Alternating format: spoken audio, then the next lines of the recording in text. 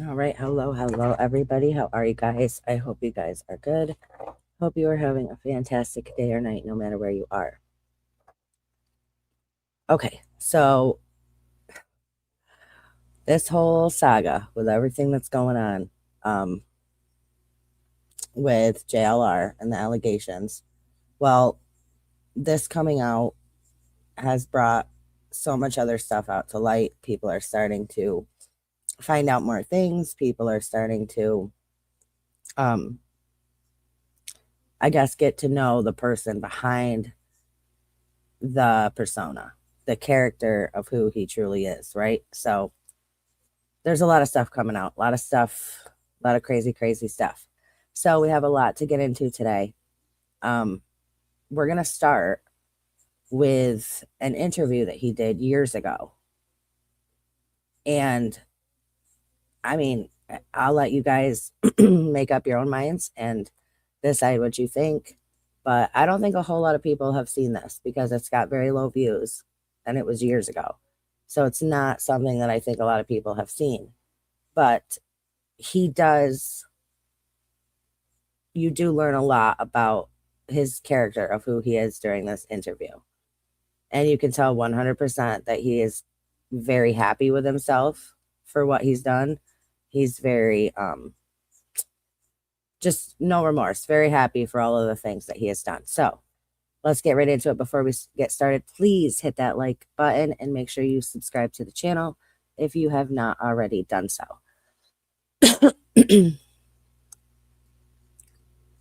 Okay.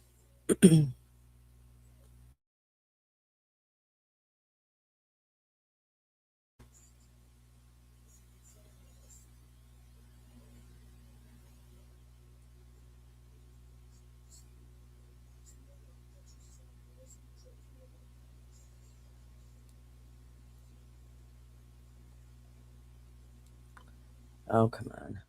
This does this to me all the time. Give me a second. This picture.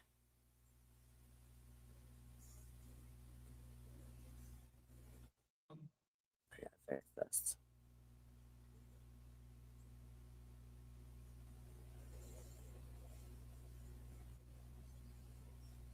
There's a lot of stuff. Hold on, let me fix this real quick, guys. There's a lot of stuff that's coming out and coming back up, and you know, this is, I had this thought earlier and we're gonna go over a lot of it, but it's crazy to me.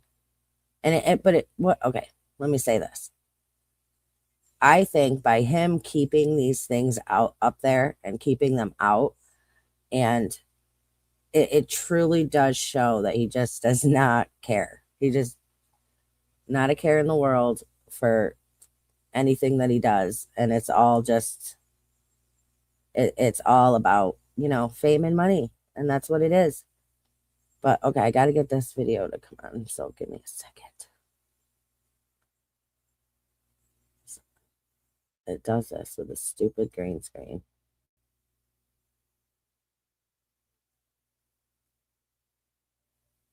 I gotta go out and come back in. I mean, I know everybody has differing opinions. There's a lot of people that are questioning this whole thing. There's a lot of people that are like, I get, think she's lying and this is all made up and she's just trying to go after him to bring him down. There's a lot of people that are on his side that are continuing to support him. And let's keep in mind too that he has not addressed any of this publicly since this happened. He has not said a word about it. He's been asked about it and he just refused to talk, refused to talk about it. So what he has to say about it has not come out.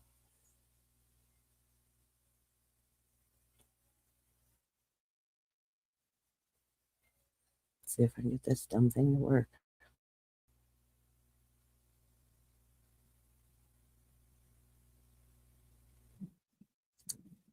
Why is it doing this?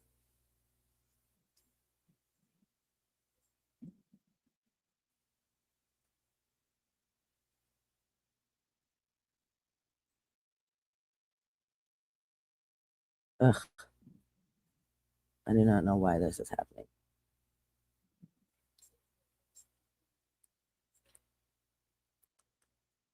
Oh, I hadn't heard that. I hadn't heard that about faking his death. So I don't know.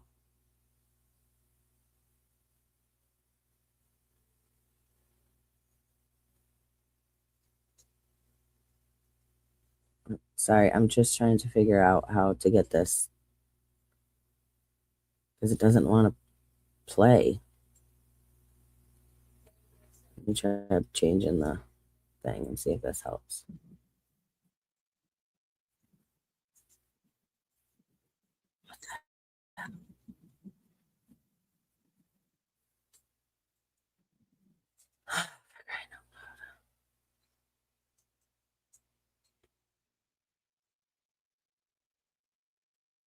There we go. Okay. Sorry. Got it.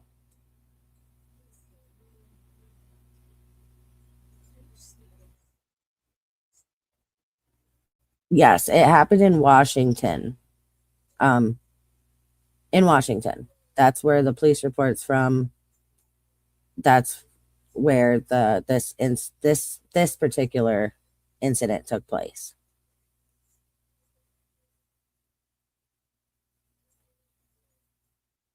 Okay, so like I said, this is from 4 years ago.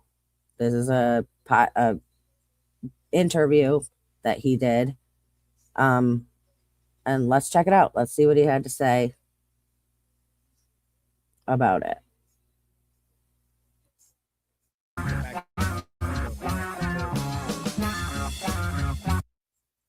He's a content creator under the business name. Oh, we are live. Good evening, friends, and welcome I'm going to just tell you, to the Monday volume evening sucks stream. on JLR's end. So you're going to have to turn it up because it is crappy. Your humble host, Robert Pickles. Fuck what you heard. I'm bringing this to you tonight live directly from the sweatshop in sunny South Florida, Fat Enzo. My guest tonight is America's favorite serial litigant, Jonathan Lee Riches. And that's with a copyright symbol at the end. Jonathan's also convinced that he is impervious to getting banned on Facebook. He's a content creator under the business name Your Content. Travels all over the country stirring up shit, filming the border down in Texas, various MAGA rallies all throughout the state of Florida, masquerading as Muslims and photobombing Democratic idiot candidates. I know saying idiot and Democrat in the same sentence is redundant, so my apologies. Anyways, let's dive right into the insane mind of Jonathan Riches. Welcome to Bobby Pickles Podcast, baby. Bobby Pickles, how you Hell doing? yeah. And hold on. Sorry, I don't have my Asian. That's me. Bam. Love it. Love it. That's the whole thing. Now we're good. What's up, Jonathan Riches? Born to Ride 45, baby. Thank you for having me on. Thank you. What's up, man? Welcome to the show. Did you sign the agreement stipulating that you will not sue me if I make you look like an ass on my show? I won't sue you. I promise. You swear to God? I haven't sued nobody in 2 years now. So 2 years? I'm trying to keep that. Where's my Asian attorney? That stupid bastard. Absent again. I was the most prolific jailhouse lawyer in the history of the United States of America. Nice. That's what we want to talk about. That's what I'd like to talk about. Why don't we delve right in? I mean, you are the most litigious man, and this is the most litigious society in the world. So that means I don't want to be an anti-Semite, but are you Jewish? I'm not Jewish. Okay, Not Jewish. now that we're past that hurdle, so Jonathan, remember I used to troll as Muslims for Trump, Jews for Trump, Jews for Clinton. Remember I used to troll all those rallies over the years. Bring me through it. Okay, so people.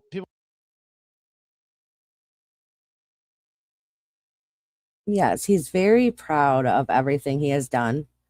That has, like I said previously, he does not regret it. He tells you that.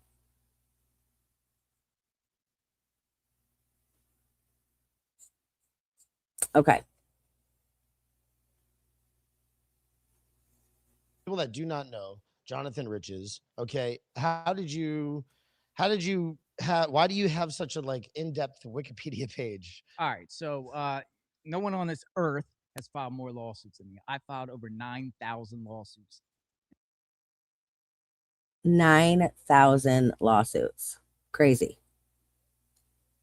in the course of my life in every state, local, federal jurisdiction, probably everywhere. Everywhere, every federal court, every federal court, you'll see a lawsuit in my name. You know, I was incarcerated in the feds. Feds caught me. I was 21 years old, going to college, making a career. I was in the hacking, freaking scene, HP scene, freaking PHREAK, What is this? hackers, Hacking. You were a phone hacker. freaker, You were phone freaker. phone freak. Yeah, so I was part of 2600 DEF CON. If anyone knows, you probably have some old school listeners. Back in the 90s was these voice BBS systems, chat rooms, telephone chat lines where you could call and you learn about the concepts of how phones work. Optiverting phone calls. People exchanging credit card information. Everything like almost like the Silk Road before Silk Road. Wow, but it was all done on phones. All done on phones, baby. Okay. And in the early 1994, I got my See, he's so proud of it. He's like, "Yep, all done on phones, baby." Because he was part of a hacking. He was part of a hacking network. Okay, now listen. my first computer, my gateway computer came in a cow box. A Windows 94, and started, on the internet, but it was mostly chat lines and everything like that. So, I was exchanging, I was getting hooked up with different cyber gangs. There was like these cyber gangs back in the day. And, we used to do nefarious things to one another. We used to SWAT people's homes, send, SWAT to people's homes on bogus 911. Did you order a bunch of pizzas? Pizzas, porta potties, everything out of the yellow pages sent to people's houses. Do you know how dangerous it is? I mean, I know people do it, like people SWAT other people, but it's so insane to do that to somebody because that could go very, very wrong, very, very quick. And then, next thing you know it, somebody is gone. Somebody is never coming back over something that just because you thought you were playing games with somebody. So this is like Jerky Boys on steroids. Jerky Boys on steroids, but it was crazy because. But then you also have a lot of people in the network. Correct. So I learned a lot about the telephones. I learned a lot about credit. I myself, I worked for TransUnion, which is one of the three major credit bureaus. So I kind of had insight in. I went rogue. I did bad, nefarious things with that. Is that not insane? I mean, when people say, now again, let me state this. Everything in this video is alleged. It is my opinion. These are my opinions based off the research I have done and my perception of that research. Think for yourself, do your own research, form your own opinions. But with all that being said, now he's sitting here talking about how he worked for TransUnion Credit Bureau. So he tells you right here, he had all this, he had open access to people's credit accounts and he did nefarious things with it. Those are his own words. He's literally been doing this to people and scamming people for how long? For years and years and years. And he's not ashamed of it at all. First computer, my gateway computer came in a cow box. A Windows 94, and started, on the internet, but it was mostly chat lines and everything like that. So, I was exchanging, I was getting hooked up with different cyber gangs. There was like these cyber gangs back in the day. And, we used to do nefarious things to one another. We used to SWAT people's homes, send, SWAT to people's homes on bogus 911. Did you order a bunch of pizzas? Pizzas, porta potties, everything out of the yellow pages sent to people's houses. So this is like Jerky Boys on steroids. Jerky Boys on steroids, but it was crazy because. But then you also have a lot of people in the network. Correct. So I learned a lot about the telephones. I learned a lot about credit. I myself, I worked for TransUnion, which is one of the three major credit bureaus, so I kind of had insight in, I went rogue. I did bad, nefarious things with that, and I went to federal prison. I got indicted for identity theft and fraud, wire fraud. So, How did Identity theft and wire fraud. Now, again, okay, I will just state this because I know there's going to be probably at least 10 people that comment this. Yes, you people get caught, they go to prison. Some people can change. Yes, that's a possibility. People do change. People pay their time and they move on. But we know in JLR's case that as soon as he got out of prison, one of the first things that he did was impersonate another person. And we'll get into all of that as well. But so I'm just going to go out on a limb, and in my opinion, not much change happened. that happen? Like, what? All right, so let me. So we created okay. this concept phishing. Have you ever heard of phishing? Phishing is phishing. Phishing is basically, It's like the band, but Did you just hear that? Him and a group of people created, like, basically created what phishing was. And they talk about phishing all of the time. That's literally scamming people out of their money, taking advantage of people, preying on people's vulnerability. And I mean, I don't know what else to say. He's very fully aware of his actions and he's not ashamed of them. credit. I myself, I worked for TransUnion, which is one of the three major credit bureaus, so I kind of had insight in, I went rogue. I did bad, nefarious things with that, and I went to federal prison. I got indicted for identity theft and fraud, wire fraud. So, how did that happen? Like, what? All right, so let me. so we created okay. this concept phishing. Have you ever heard of phishing? Phishing is phishing. Phishing is basically, It's like the band, but ing. yeah. So we spammed out thousands of emails, and to extract personal information from people. And people believed, for instance, we were claiming we were AOL, and we would send out spam emails to hundreds of thousands of AOL customers saying, "This is AOL. There's a problem with your account. In order to maintain your account, please submit your billing information, blah, blah, blah, on a form." And people would submit a social security number, credit card, blah, blah, blah. So, we took that information, ill-gotten gains, did a lot of fraud, bought a lot of materialistic things. I'm 21, high ball, and bought a house, multiple cars. Now, were you working like at a telemarketing, like Multiple cars, a house, all from taking people's personal information.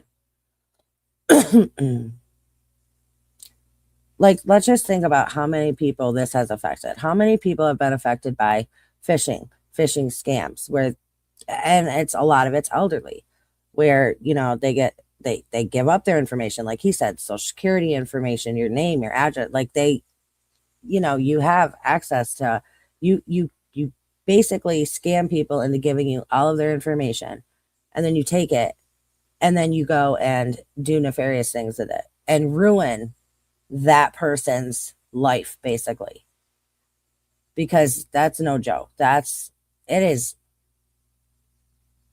I mean, you hear horror stories. It's awful.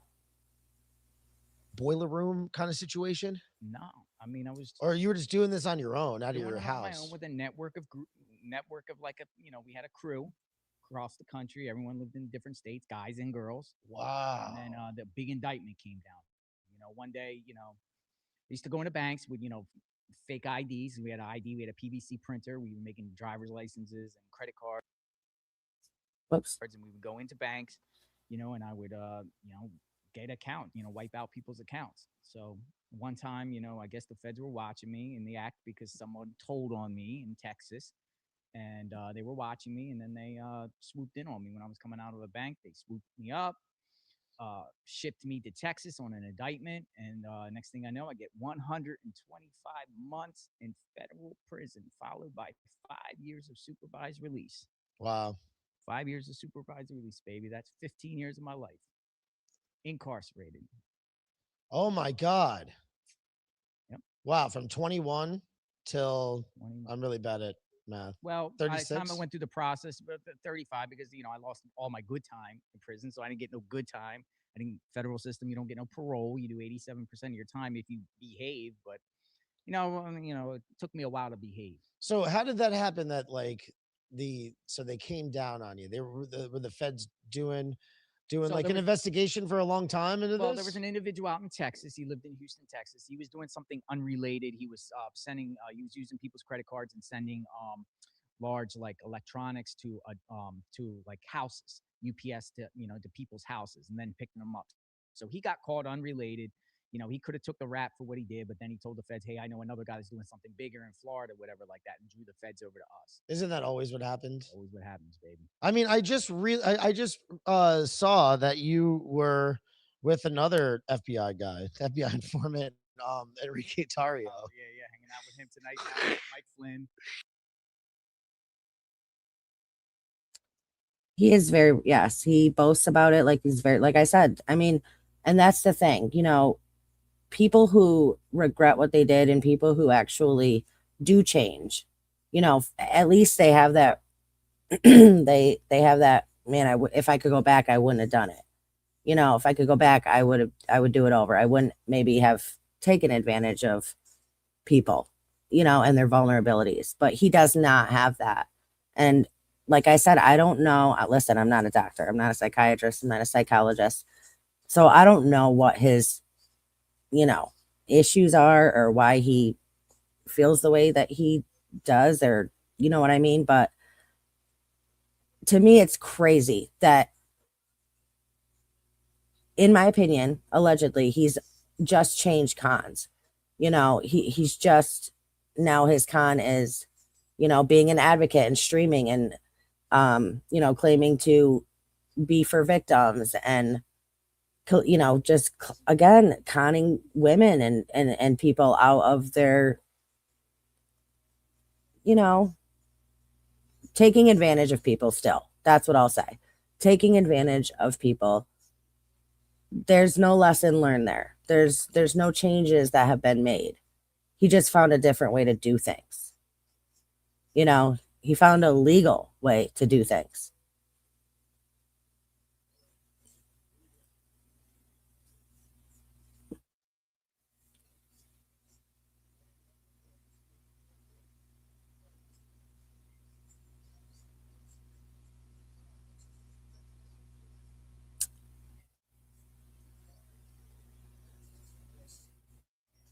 Okay.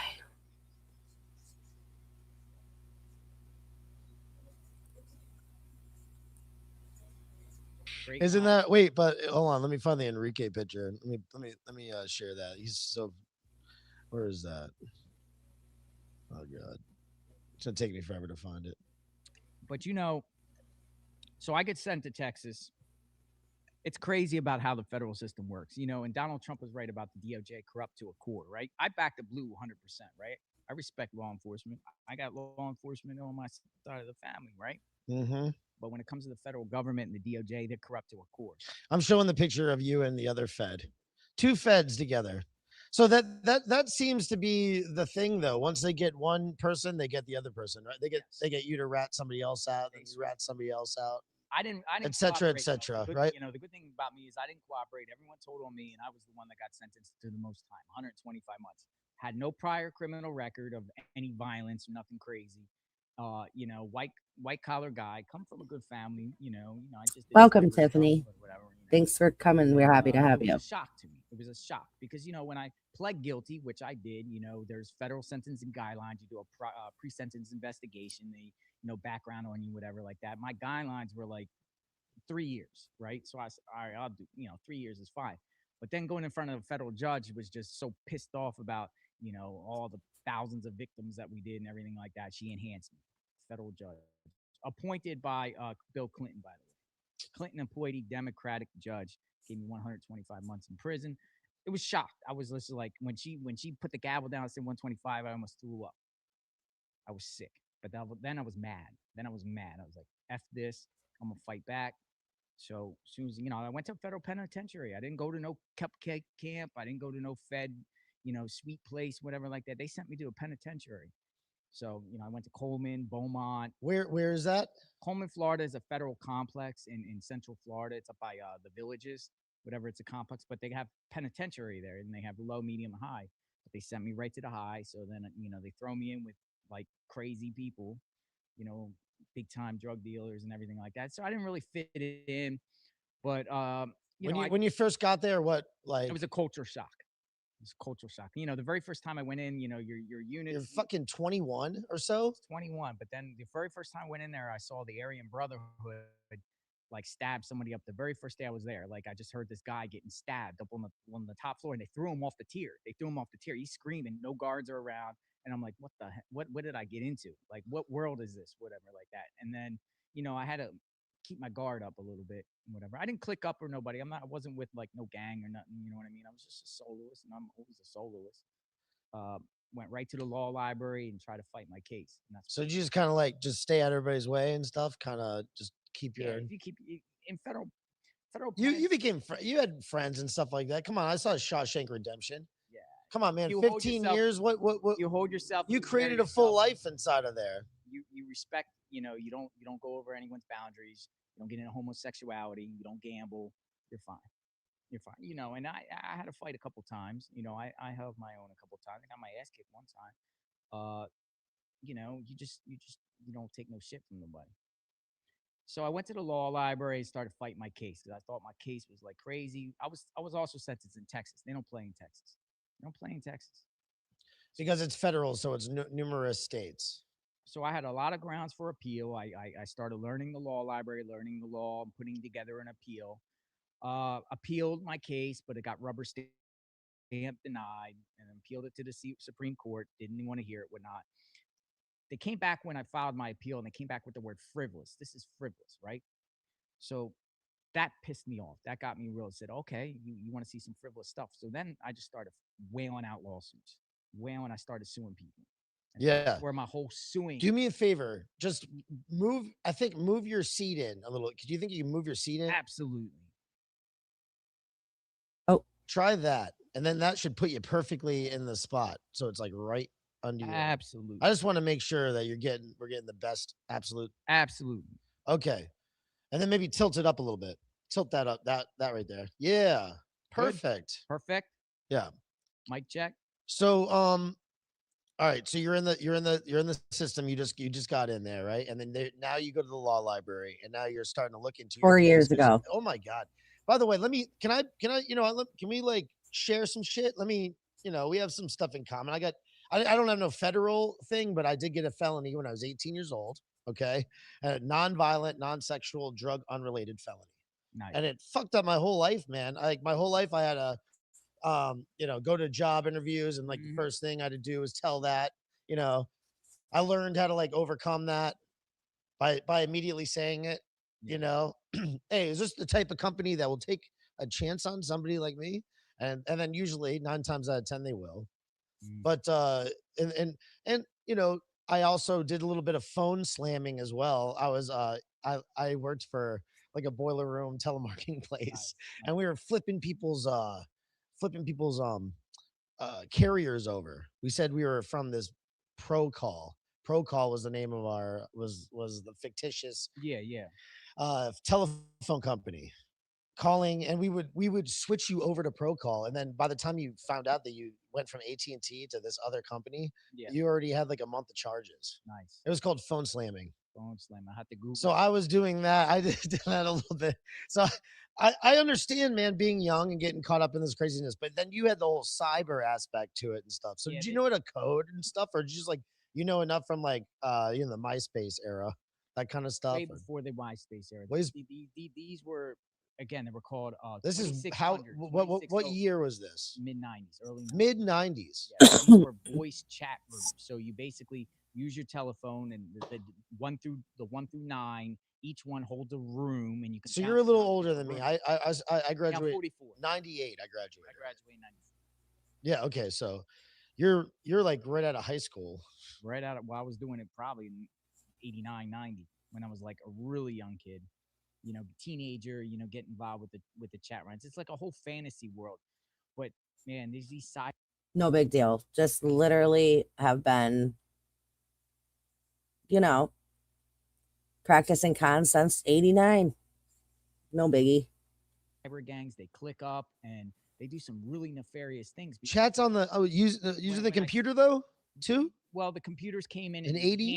enhanced it. But before with telephones, it was very dangerous because you could literally like swat somebody's house. You could optivert your call, make your call appear anywhere you want because back in the day it was these baby bells. All the phone companies were baby bells. So you basically had Bell Atlantic, you had Ameritech, you had Southwestern Bell, you had Pac Bell, and you can jump around to switches. They're called 5ESS switches, and you could jump around and make your calls appear out of anywhere. So basically, is I could call an FBI building all day long and laugh and say trace me, and they'd never be able to find me. Back in the day, it was that legit. And probably now they can do it because these things now. You guys just figured out these like little workaround things. Why do those things exist in the phone system? It's just how it was. Yeah, this was 4 years ago, this interview. And like I said, like it had very few views. So I don't think a lot of people have seen this video. And to me, the whole object of this is, you know, this isn't about the DV, the alleged DV. This is about his character. And when I had seen this, I was like, he's very proud of what he's done. And this just goes into what I was saying last night. He, I believe, lacks empathy, in my opinion. And it's just crazy to me that like there's still people defending him and his behavior and oh, he's changed. Oh, that was a long time ago. You know, he did his time. He became a new person. He's reinventing himself. Well, you're really not though. When the first thing you do when you get out is you impersonate someone else. And then these things just continue and continue and continue. He's always been chasing money and fame. That's all he ever has wanted, in my opinion. That's my belief. And it's clear. It's clear. He has ain't no shame in his game. I mean, do they use it like in government maybe, and you just like found out what they use or something? Like, you know, a freak is it kind of like that A-B, like a select start kind of thing? Like, correct. And you know, it's a phone freaker is trying to find the fundamentals and concepts how a telephone works. The switches. A phone freaker. Yeah, it's a freaker. Phreaker. Freaker. Just like the fish. Yes. So why do you guys replace the F with the PH all the time? it's kind of edgy. I think it kind of sounds edgy, whatever like that. So there'd be these hacker conferences, DEF CON, which is the you might hear now it's called the Black Hat Conference. It's held in Vegas every year, but it used to be called DEF CON. And like-minded individuals used to go once a year and they all would hang out. And it would be like a convention. They would exchange codes. You could, information, databases. There's a lot of things going on back then. Behind the scenes. Sorry for being a tech nerd. Just make sure that's not rubbing too much. The wire isn't. My volume is literally up all the way. It's only JLR's end. Like the host guy, his is fine, but JLR's is awful. So mine's up as loud as it can go though. You have to turn yours up a little bit. Too much on your vest there. No, because then that might interfere. Well, yeah, then we would like you in cyber gangs, and we would click up, and then we would do some bad things to people, each other, and it was crazy. Like, some guys got some notoriety out of it. If you ever heard of the blind hacker, Google him. He's the blind hacker. He's the one they swatted over 500 people. They're the first people to SWAT. So when you hear swatting, it's basically is you're manipulating the 911 system. You're calling in the 911 and making the 911 call appear from someone's home. And then you're saying I'll call and say my wife is holding a gun to someone's head in the house. Hurry, hurry, hurry, hurry. Oh my God. House. Isn't that insane? He would call and say someone is holding a gun to, let's replay that. You could get somebody killed, literally. You could literally get somebody killed doing that. And he that did not even affect his decisions at all. Up and we would do some bad things to people, each other, and it was crazy. Like, some guys got some notoriety out of it. If you ever heard of the blind hacker, Google him. He's the blind hacker. He's the one they swatted over 500 people. They're the first people to SWAT. So we like when you hear swatting, it's basically is you're manipulating the 911 system. You're calling into 911 and making the 911 call appear from someone's home. And then you're saying I'll call and say my wife is holding a gun to someone's head in the house. Hurry, hurry, hurry, hurry. Oh So my swatting God. house. Wow. Basically, the police come to the house and they could be just sitting there minding their nefarious business. Jerky boy. That is insane. And the cops just barge into their house, and there's been some instances it's dangerous because some people got killed over that in recent years. But we were doing it a long, long time ago. We were almost 20 years ago. Oh my God. Like that. And so they lock your ass up in federal prison. So I went to federal prison for the fraud and everything like that, because you took somebody's identification somehow. Yeah, we were making IDs, driver's licenses. We had a private investigating database. So, we could get everyone's social, DOB, driver's license number, duplicate on driver's license, and then get credit. Basically, in-store credit, people's credit cards, anything. Buy cars, get cars off the lot, anything you want to do. Did you do that? I did do that, yeah. You got cars right off the lot? Multiple cars back in the day, yeah. Oh, my God. The feds took it, though, under the 1987 Money Laundering Control Act. They swiped me clean. See, that was tough. That's why I got 125 also, because I didn't have money to get an attorney, because the feds, when they swooped in, they just basically raided all my homes, took everything, and took everything from me. So I had literally no money. But until then, did you accumulate money? Like you were just accumulating? I had $865,000 in a safe when the feds took it. $865,000. They reported that it was only $40,000 that was found. Wow. So imagine that. Where'd that money go? Oh my God. Well, at least you didn't get the charge, right? Of that much money. Well, was it a less charge? What's crazy about the feds is here's the thing is they got statutes, right? So I'm charged with wire fraud. So if you look on the criminal statutes, wire fraud is 0 to 30 years. That's a broad statute. So you can get anywhere between 0 and 30 years. Now, what they determine on is the base level for fraud, which is it's federal sentencing guidelines, which Joe Biden created, by the way, because he was head of the Senate Judiciary Committee in the 90s. They were the founding fathers of the federal sentencing guidelines. So the federal sentencing guidelines, does a fraud amount based on how much you take, right? But they also factor in intended loss. So, for instance, I pled guilty only to stealing $250 with a wire transfer with Western Union using a fraudulent ID. That is the only thing I pled guilty to. So, normally that would be base level 6. You get a couple years for that, right? The PSI comes around and says, I'm a ringleader of an international identity theft ring with $1.6 million in fraud damages. And therefore, since I pled guilty and waived my rights, I can't challenge that. And I get sentenced as if I took $1.6 million. That wasn't proven by a jury. That's crazy. And a lot of people, that's the federal sentencing guidelines. It's not just white collar crime. It's those crack cocaine laws that, thousands of African Americans got put in prison in the 90s, a mass incarceration for having a little bit of crack cocaine. But when you're in part of a conspiracy, they're trying to say, even though you only had a little bit of crack cocaine, if everyone in your conspiracy, you're liable for everybody's stuff. Therefore, it shoots you through the roof, and all these African Americans were getting 20, 30 years in prison, and that's pretty much, why Biden destroyed communities. I mean, more or less, because thousands of African Americans were taken out of their homes, taken away from their kids, and put in prison for just little drugs. But this with me with fraud. This is fascinating. So you go in, and then now somehow you get into while you're in prison, does somebody teach you how to sue people or something? Like, how does this happen? Again, we touched on this before.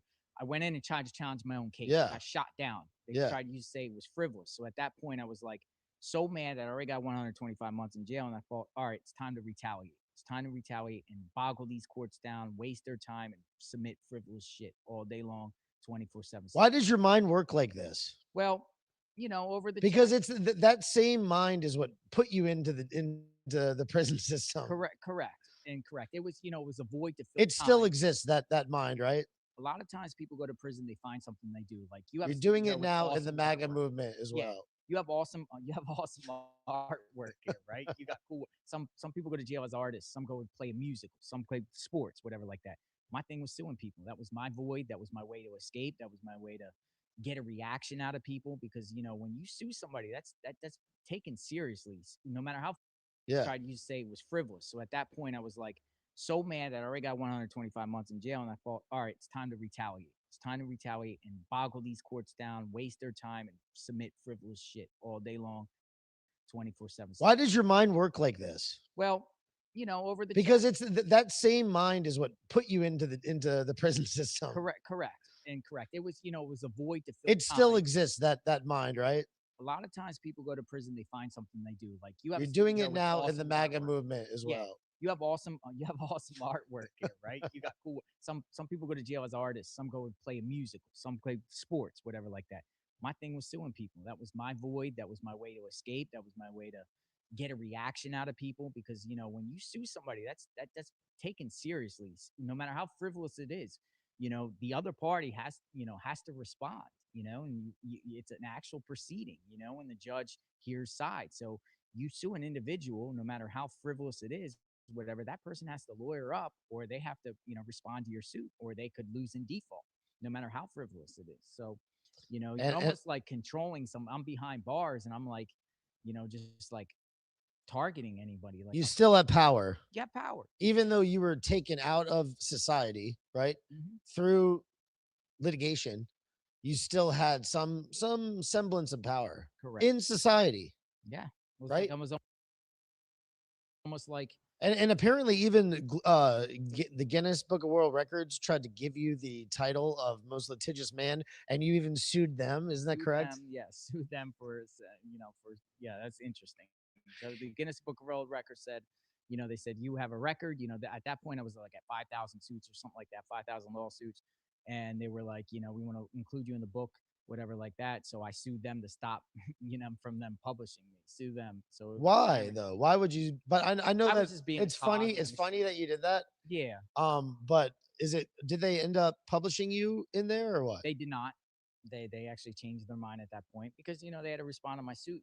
Because when you respond to a suit, the people got to spend like 15, 20, $30,000 of their own money defending themselves with a lawyer. You got to lawyer up. All right, so And not only that, but see, then I used the lawsuit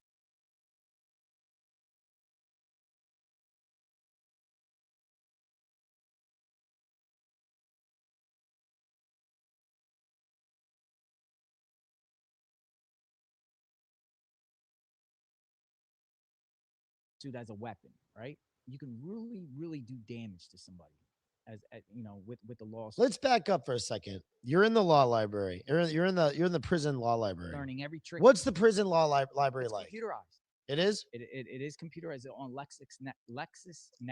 LexisNexis, Yes. So you don't have the internet, but you do have LexisNexis, which has case law, and you which can is the jeopardize law system. Yeah. and you can see other people's cases, emulate people's style, use case law, shepherdize, which means, cross-reference cases, whatnot, see, other people's claims. That's insane. So when you go to I was in there prison, all day long. when you go to prison All though, day. you have access to all of that. Like you can be working on your case and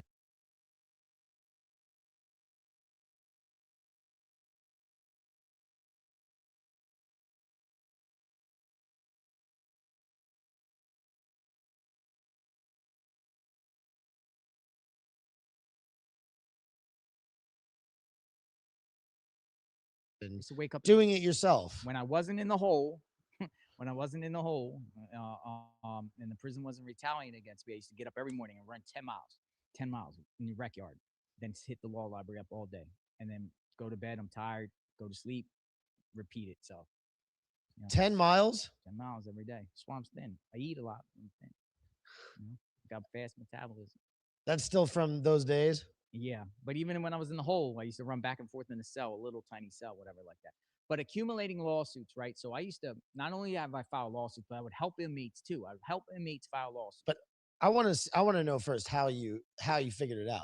Were you sitting there one day when before you did the first lawsuit? Okay, that's what bring me back to that time. Was there some old man there who knew how to do lawsuits? Who like Yeah, kind a of lot of guys and are hustlers. A lot of how did you learn how to do it the first time you did it? So you see certain individuals, like you said, like the Andy Dufresne at Shawshank, whatever, the Exactly. well-liked That's dude what I that was thinking. knows the knowledge, right? So Hmm. there's always like an old school dude that does law a little. Who is that guy for you? Um, Keith Russell Judd. He's an interesting individual. Google him, Keith Russell Judd. He actually Should I ran for president while he was in prison. He was on the Democratic ticket. say it again, Keith? Keith Russell Judd, Okay. Judd. So he's an interesting character, right? So he ran for president while he was in prison. He actually was on the Democratic ticket in some of the states, and in West Virginia, he got more votes than Barack Obama in 2008. More votes than Barack Obama. Mm-hmm. So he's American convicted criminal and perennial candidate for political office. His nicknames include Dark Priest and Mr. Wait, what? MTR? yeah, I don't President. He claims to have run for president of the United States in every election since 1996. interesting guy. That guy right there, that was somebody who Insane. I was like learned a off him. mentor. He was Kind of. was he in your prison? Yeah, he was in my prison. Another one was in 1996. There was a group of individuals, a group of sovereign citizens called the Ooh. Montana Freemen, right? And they were from Jordan, Montana. And they tried to create their own. They called their town Just Us Township, like Just Us Township. They did not believe in currency. They don't. They UCC sovereign citizen movement. They don't believe. They believe everything is titleized. They don't believe you can accept for value everything like that. All our names are bonded, whatever like that. I followed the concept. I don't know necessarily believe it, but they were doing. I've had a sovereign citizen on the show before. Yeah, so they were doing a lot of. But so these guys were did, they all like arrested and went to Yes, prison they at were once? in This Montana. whole Just Us, Yes, in 1996 they were charged with overthrowing the government. and they got sent to your prison? Yes, they were there. Dale Jacoby was their leader, and he kind of like I want to say he took me under the wing, but I gravitated towards him and learned a lot about filing UCC1 filing statements, copywriting. As you see a copyright next to my name about the Yeah, copyright. he does. Different personalities. I mean, Um, different. so I he's an think he's interesting just guy so because those guys would go real hardcore. Those guys would contact. so used to playing these different people and these different roles and these different that I mean, I don't know, it's bizarre. It's bizarre. But like I said, there's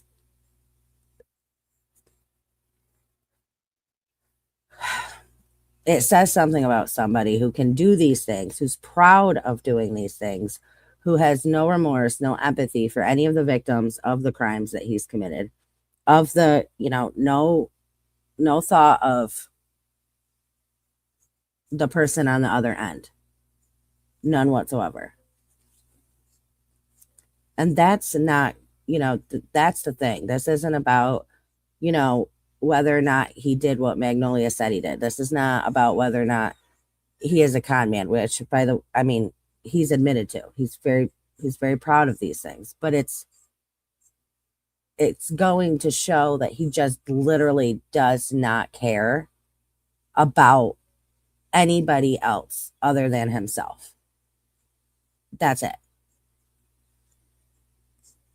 The Secretary of State. They know how to put liens on people's property. So they were putting liens on the warden's property and the assistant warden. And there were some vicious. Oh, and then that's where you started learning it. Started learning about the law with that. My own injustice got me so pissed off at the system. Like I was literally, just like, how do I get back? How do I get back? And I just wanted to waste their time. I wanted to flood the courts with nonsense because they would have to hear every single bit of every lawsuit that I got, and it was successful. It was successful. And I would pick a court and I would flood the court. I would like know how it works. What I mean is like, basically is you could get a piece of toilet paper and write on it, plaintiff defendant, I want $10 million, blah, blah, blah. sign your name, and the courts have to, if you submit the courts, they have to dock it and file it. They have to dock one and file. So I could sue Charmin on a piece of toilet paper, and Charmin will have to get, Charmin will be sued. It will be docket as a real lawsuit. I mean, it's, the courts have to accept anything. They have to accept anything. The clerk of court is not the gate. It's not the person that determines whether something gets filed or not. What I mean is, it's not their determination. Their job is to docket the case and give it to a judge. So you can submit anything you want to any court anywhere, and they usually have to take it without a filing fee. They'll dock it and try to charge you later, with a filing fee. But if you don't have the money and you claim you're indigent, hey, they'll have to file it, and that's what they've been doing. So I kind of manipulated the system and understand it. So I would put like 10 lawsuits. Like, I had guys, in jail that would give me stamps and stuff like that, to send out lawsuits, and I would put. If you're a new follower to him, like if you're somebody that didn't follow him a few years back, or if you're somebody that just found him like through a case, like the Nancy Guthrie case, for example, or a previous case, if he covered the border, so I know there's people that found him from that. But when you find people, like, I feel like people are so surprised that that any of this, like, people are like, oh my God, like, I had no idea. I just thought he was a true crime YouTuber. I just thought he was, boots on the ground coverage. I just thought, he was out there trying to search and find and help. It's, you don't know. Like, people, I get it. Like, he did it so well that you would not know unless somebody, showed you something, or you stumbled upon finding out information, one day. You would never know, because you wouldn't even know to look for it. It's, people have to be careful, because not everything is as it seems, and not everyone is who they pretend to be. 10 lawsuits into a one envelope, and they get 10 different docket numbers, and one stamp, and half pieces of paper. Sometimes I would, you get six pieces of paper per one stamp. I could fold up the piece of paper in thirds, so that's 18 lawsuits on one stamp, and send it out to the courts in one envelope. You know what I mean? Absolutely. And the clerk of court would have to docket every single one of them. So at that point, the judges were just so pissed off. And then they would actually try to ban me, try to have some excuse. And I would just jump to another court and do the same thing, and jump to another court and jump to another court. So these lawsuits just started accumulating. And I would sue anybody. I would just read my USA Today paper at the time when I'm in jail, because you only get like Wall Street Journal, USA Today. And I would say, all right, I'm going to sue this celebrity. I would start suing celebrities I have nothing to do with, never met them before in my life, and just sue them for anything and say anything. Like Michael Vick. Michael Vick was in the news, for the dog fighting and whatever like that. I just said, I'm going to sue Michael Vick and say he stole my pit bulls. And then, he sold them to Iran and got missiles, just say crazy stuff. But I learned that suing celebrities, newspapers were picking up on that, and I would get my own publicity and my own notoriety for suing people. So, fans and different media outlets while I'm in jail start sending me letters. Hey, we want to talk to you. And I kind of got like aroused by that, like, oh, cool, I'm getting attention, whatever like that. So see, there you go. He will do and say anything that he wants to, that he can, to try to get fame and attention. And the money is golden too. fans and different media outlets while I'm in jail start sending me letters. Hey, we want to talk to you. And I kind of got like aroused by that, like, oh, cool, I'm getting attention, whatever like that. So I just keep pounding, sue Barry Bonds, and, said, sue him for stealing my steroids, sue Martha Stewart and say, she, whatever did with my bedding, like she soiled all over my bedding, or sent, pissed all over my bedding, or crazy stuff about anybody, Bill Gates, I said I was the founder of my, just I was taking celebrities and hip hop art. I said 50 Cent, all his lyrics in the club was mine. That was my idea. You know what I mean? I said Mike Tyson sued him. I said he bit me in the ear in a ball, emotional distress. And all these celebrities get sued. I said he said Allen that he's Iverson. I said I taught him how to play basketball. Earlier on in the interview, he said that he himself has filed over 9,000 lawsuits. And he stole my basketball, whatever like that. So they have to hire lawyers in some of them, and then their lawyers claim this guy, my client, like Iverson, never met me before in his life, whatever. But I'm probably in their No, he was charged for what he's talking about right now. This has nothing to do with the allegations against him from Magnolia. This has nothing to do with that. These are the crimes that he committed, that he has admitted to doing. This is him telling what he has done and how proud he is of it. And yes, he did. He went to prison. So there were charges. heads too. Have you won money? I have. You have? I have won money before in lawsuits. Oh my God. Some Kraft cheese for food poisoning. So it's not all frivolous though. I 99.9% of it is. you always can find a lawsuit. There's ambulance shoppers. You always can shop around and find a lawsuit. And that's what I did. So I was on that time filing lawsuits, helping people file lawsuits. You know, in jail, I was starting to get a respect among the inmates because at the same time, I was like, F the system. Challenge like anytime, like in prison, like once a year, a new warden will come into town and try to act all tough and say, hey, we're going to take away the TVs or the microwaves or something like that. So we were like, Yes, there's actually, I'll pull it up after this is all done. But he, over the 9,000 lawsuits that he filed, he has collected $8 million. $8 million. Most of them were dismissed, frivolous, thrown out. But of the ones that he won, he did get $8 million total from all the lawsuits. stage protests and stuff like that, and I'd be like the ringleader of it or whatever like that. So over time, the prison would retaliate. So you would get into politics I'd get into there. politics, yes. Over time, the prison would retaliate against me and ship me around on diesel therapy to different prisons around the country. Like, next thing I know, they're telling me pack up and send me out to Victorville, California, the pen out there, which is in the middle of the Mojave Desert. Then they'll send me to Florence, Colorado. I went to Florence, Colorado at the ADX with all the terrorists that we see on the news, like Terry Nichols and Richard Reed, the shoe bomber, and Zacharias Masawi, then the 20th hijacker, and these crazy terrorists, Ted Kaczynski, the Unabomber. They were all in the same block as me. When I was on ADX, locked down, in retaliation for filing lawsuits, whatever like that. I went on hunger strikes. They force fed me. They used to strap me in chairs and force feed me. Because when I put my mind into something, I just go ham, man. I go hard. And, I would, there was times where I went on multiple hunger strikes. And when I say hunger strikes, I'm talking like I would lose like 50 pounds. And they would literally have to strap me in a gurney and roll me into medical and stick like NG tubes down my throat and force feed me. And I said, I'm dying for the cause. You either going to give me what I want or you're going to take me out in a body bag, and go ham. And I learned that was a weapon too. If anyone that doesn't like their prison sentence and goes to jail, go on a hunger strike because you can get immediate results. They will give It you is what very you hard want. to hear him. I'm sorry. Besides suicide, It's that's like on a his end. nightmare because you waste so much of their resources in jail on a hunger strike. Because if Borough Prison's policy is if you go on a hunger strike, the associate warden has to be present, the chief clinical director of the medical has to be present. They have to have a SWAT team present. They have to roll you up, strap you in a chair, cell extract you from a cell, roll you into a medical, force feed you, and then keep you there for 2 hours to make sure you digest properly and roll you back. Then they got to do all the paperwork and everything like that. You're wasting hours of their time just on one person. Imagine if everybody went on hunger strike. Yeah.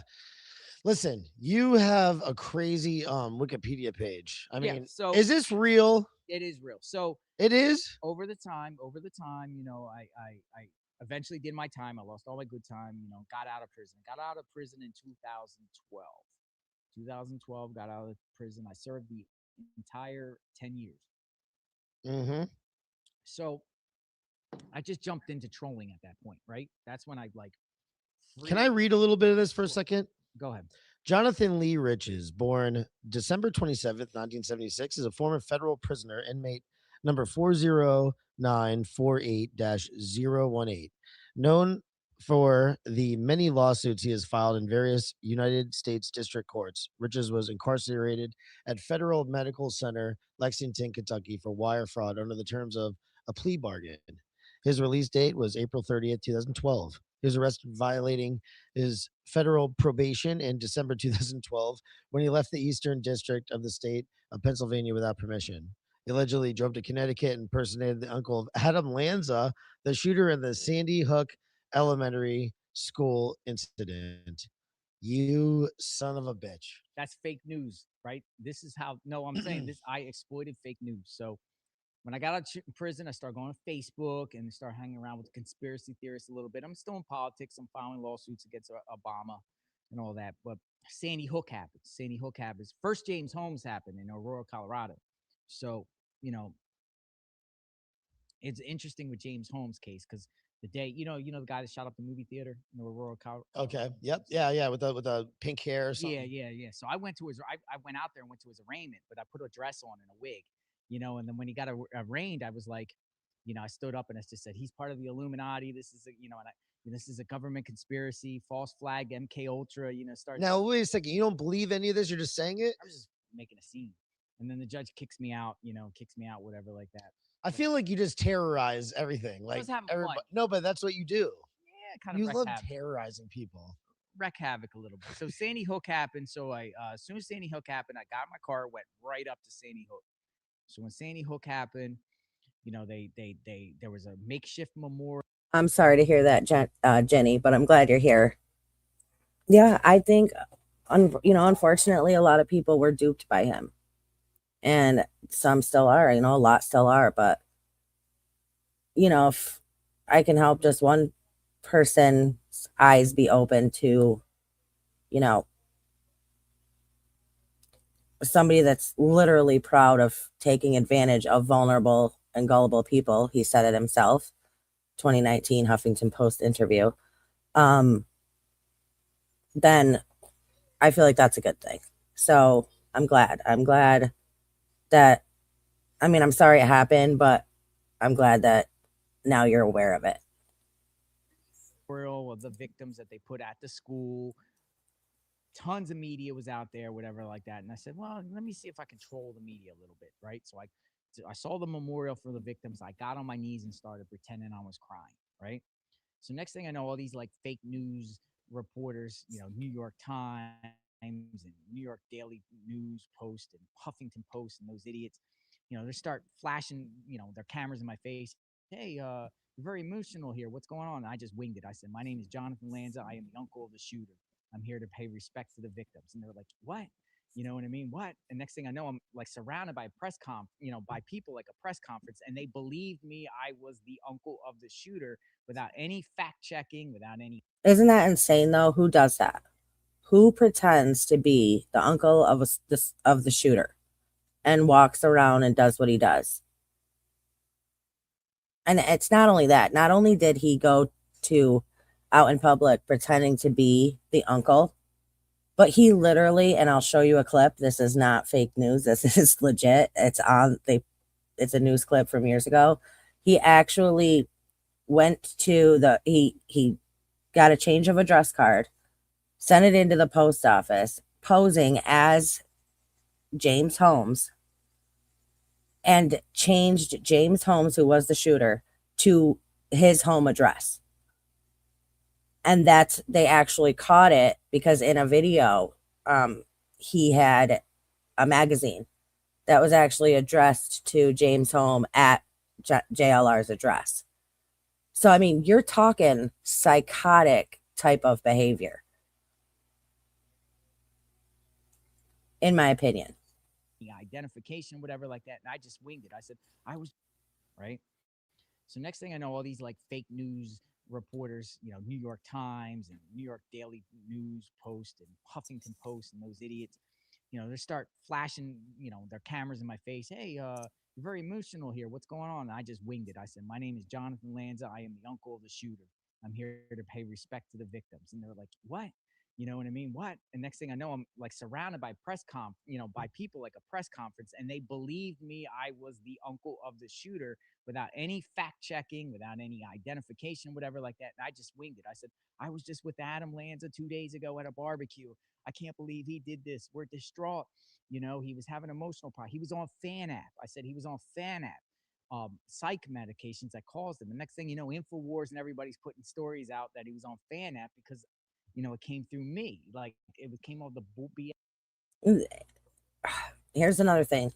True crime already has, there's a lot of people that look down on true crimers because of misinformation being spread. And, you know, and there's a lot of people that do put out misinformation, but he literally will interfere in a case by literally putting out fake information just for shits and giggles, because he knows that people will share it and it'll get around. And he knows he's causing disarray and chaos in a situation. And he loves that. And this is the person that we're dealing with. You know, I saw somebody had said, oh, well, this sounds like a witch hunt. This is not a witch hunt. But the fact that there's people still defending this type of behavior, even though these are his own words, even though he did time for these crimes, even though he's telling you that he's been a freaking con man and a scam artist his whole life. You know, I would say that the people that are standing behind and defending it, maybe take a look deep within yourself. Because is that a hill you want to die on? You know what I'm saying? Sticking up for somebody who is very, very proud of everything he's done. Yes, lie.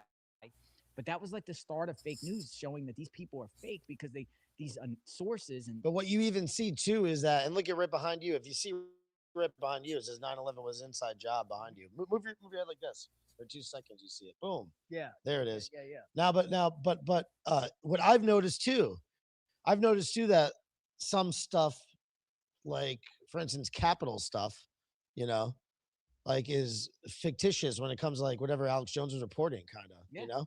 And you see, even those are manipulated. Like even Infowars is manipulated. All the media is manipulated. Even the alternative media is manipulated, isn't it? Exactly. And you know how to do it. Yeah, man. You know, and it was crazy because then I got violated because I left the state without permission. I went and I was on federal supervised release. So they found out that you had I was all driven over the because news. you're on the news. I was all over the news as the uncle shooter, and somebody got wind and contacted the probation officer. Next thing you know, they come and swoop me up and send me back to prison, whatever like that. Judge wasn't happy. He gave me like 30 months for a violation. What? 30 months. Really? So they were like, so "Oh, then you went back? You went back. I went back for 30 months. Yeah, they were saying, "No, you made mockery out of a tragedy, a national tragedy, whatever like that." But at that point, I was into like a low security. I was in Fort Dix, which was just like a camp. What did your parents think of this when you? I mean, at that point, do you have siblings? I do.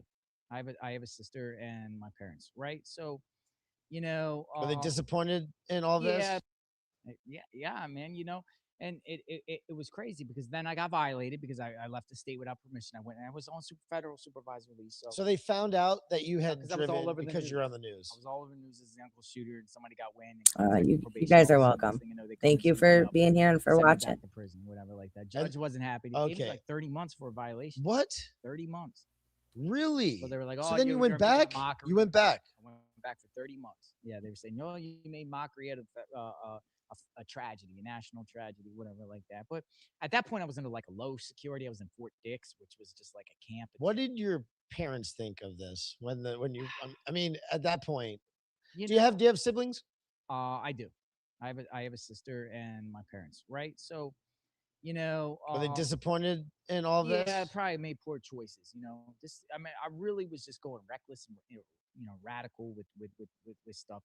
And when I say this, I don't say this to like brag or boost or anything like that. I'm just saying about my own life experience. Yeah, this is your life experience. I'm on a different time now. I know. We're going to talk about it now. We're going to talk about it, how your life is now. But you know, at that point, but see, here's the problem. Here's what I think was the problem with me. You know what I mean? Being incarcerated, being solitary confinement, going gun ho, and then just with no halfway house or nothing, just being thrown on the streets, whatever like that.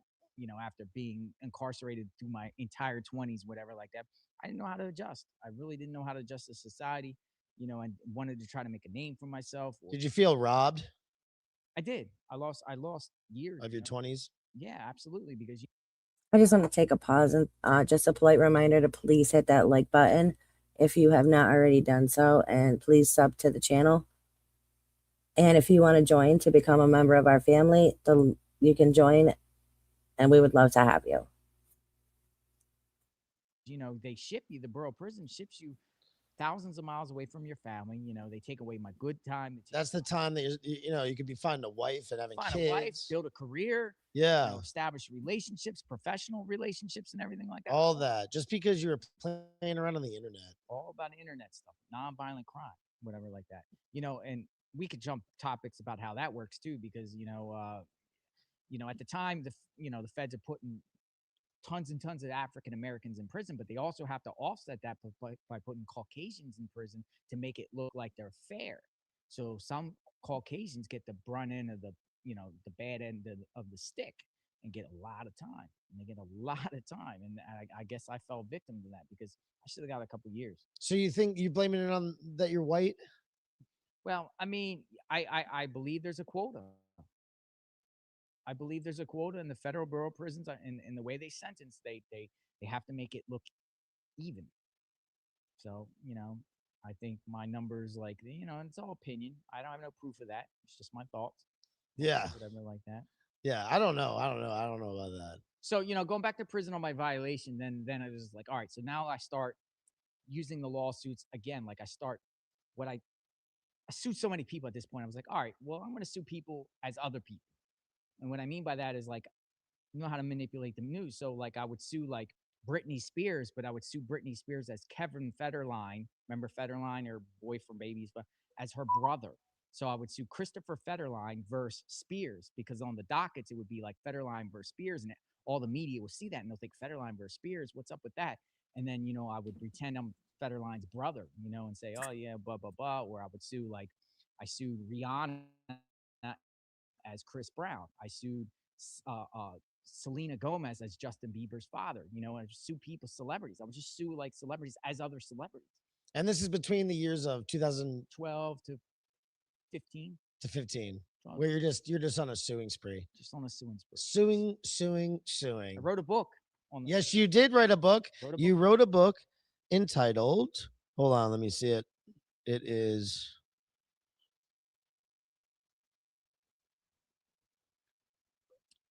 Nothing. Damn it. Where the hell is it?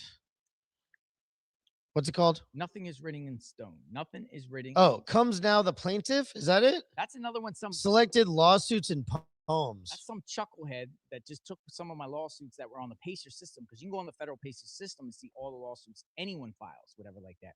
I'm looking on PACER right now, seeing all the capital people, seeing how they're being charged and what they're being charged for, whatever like that. But you can go on the PACER system. So somebody went on the PACER system on me and just started plucking up lawsuits and put it together in a book and sold a book. And they can legally do that because according. So what was the book you wrote? Nothing is written in stone. It was basically a little small autobiography of myself, some poems, and then lawsuits. Some of my funniest lawsuits. Because when I sue people, it's more like an entertainment. Looking at it out from an outside. Well, he actually has, I believe, 1, 2, 3. I mean, he probably has more, but I've only been able to find like 3 or 4 of his old YouTube channels. But they're all still up. Like, he's not trying to, like I said, there ain't no shame in his game. He's perfectly fine with everything he's done. My perspective, people kind of chuckle and laugh with some of the allegations that I say in some. It takes like a writing skill to file lawsuits? It does? I think so, because I'm a writer now. Yeah, I work for I am too. Now. Yeah, absolutely. And it look, kind of gives me. See? Nice. Bachelor of Arts in English, University of Florida. That's what hard work gets you. That's where hard work gets you. That's right. Yeah. So suing people. But it does. But I understand. Listen, I have pretended to be an attorney before. Have you? Yes, I set up like an entire website and stuff. I mean, I'm not going to completely admit to, things. This is all just in jest, anyway. But I've created characters. Osriel Schumacher, the super, or Picklesheimer. Bobby Picklesheimer is another pseudonym I have. But anyway, call me the lawsuit Zeus. The litigator crusader, the Patrick Ewing of suing. What I like using it for, those are awesome, man. Yeah. What I like using it for is I don't like paying an attorney all the time to, number one, do trademarks and all those things like that. You can do those on your own. But sending cease and desist shit, stuff like that. You know, Which is you're very not going to effective. call an attorney and have them do that. You're going to send it yourself, and you're going to look like an attorney, Mhm. right? Yep. And it is effective. It's Well, some just states as you could be your it's own. just as effective. Some states you could sue somebody and be your own processor and serve them the suit that you understand that filed against. Now, can I go over my case because I know you're an attorney, and I want to just consult you for a second because I know you know so much about litigating. Okay. By the way, why is there another Jonathan Riches who is actually a litigator? Yeah, he's Welcome, Claire. That's awesome from Ireland. So glad you could stop in. Thank you. We appreciate having you. Exactly. Call a spade a spade. It's the only way to be. out of Goldwater. Have you seen that? Yeah, he used to work in the. Why is that? How is that? That has nothing to do with you. Nope, he's from Arizona. That just randomly I'm that's sure he like gets that. pissed off when he Googles his own name and sees that I overtook But his name. why is his name and he's a litigator and you are a litigator? How the hell did that happen? Yeah, You didn't just take that and then my name is and my then name. create an entire false persona based on some random person No, this in the guy. Goldwater Institute. No, I troll you this didn't. guy though. Sometimes I see him on Twitter. I go, "Hey, are you that guy that files the frivolous suits?" You know, I troll him all the time and stuff like that. So, you know, he's someone's different entity. I don't know what his deal is. Okay, so Jim Carrey stole my name, and this is what happened basically. Okay, my last name is Picarillo, Robert Picarillo. That's why I go by Bobby Pickles, and I've been doing the podcast since 2009. And I December 9th, 2009. That was the first one. 12 years. Yeah, Nice. yeah. And I was on a reality show in 2013, America's Worst Tattoos. Okay, and I got a tattoo cover up. Nice. And while I was getting a cover up, I pulled out all my shit and I did the podcast with the tattooer, right? Mhm. And so I think that they kind of like got this idea from that because good artists copy, great artists steal. I don't know if it's too close or what, but here's the thing. All right. And then I have the show. The show that you're on right now is Bobby Pickles Podcast, and the plural is after the S. You put the apostrophe after the S. Yeah.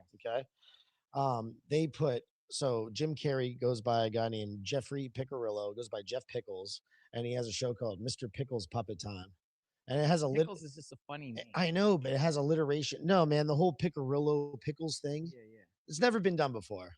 No. And I did it first. And I actually have a trademark. I trademarked it and everything like that. But what do you think? Like, yeah, do you think? Well, I mean, yeah, now, how close is this? So they didn't take the first name.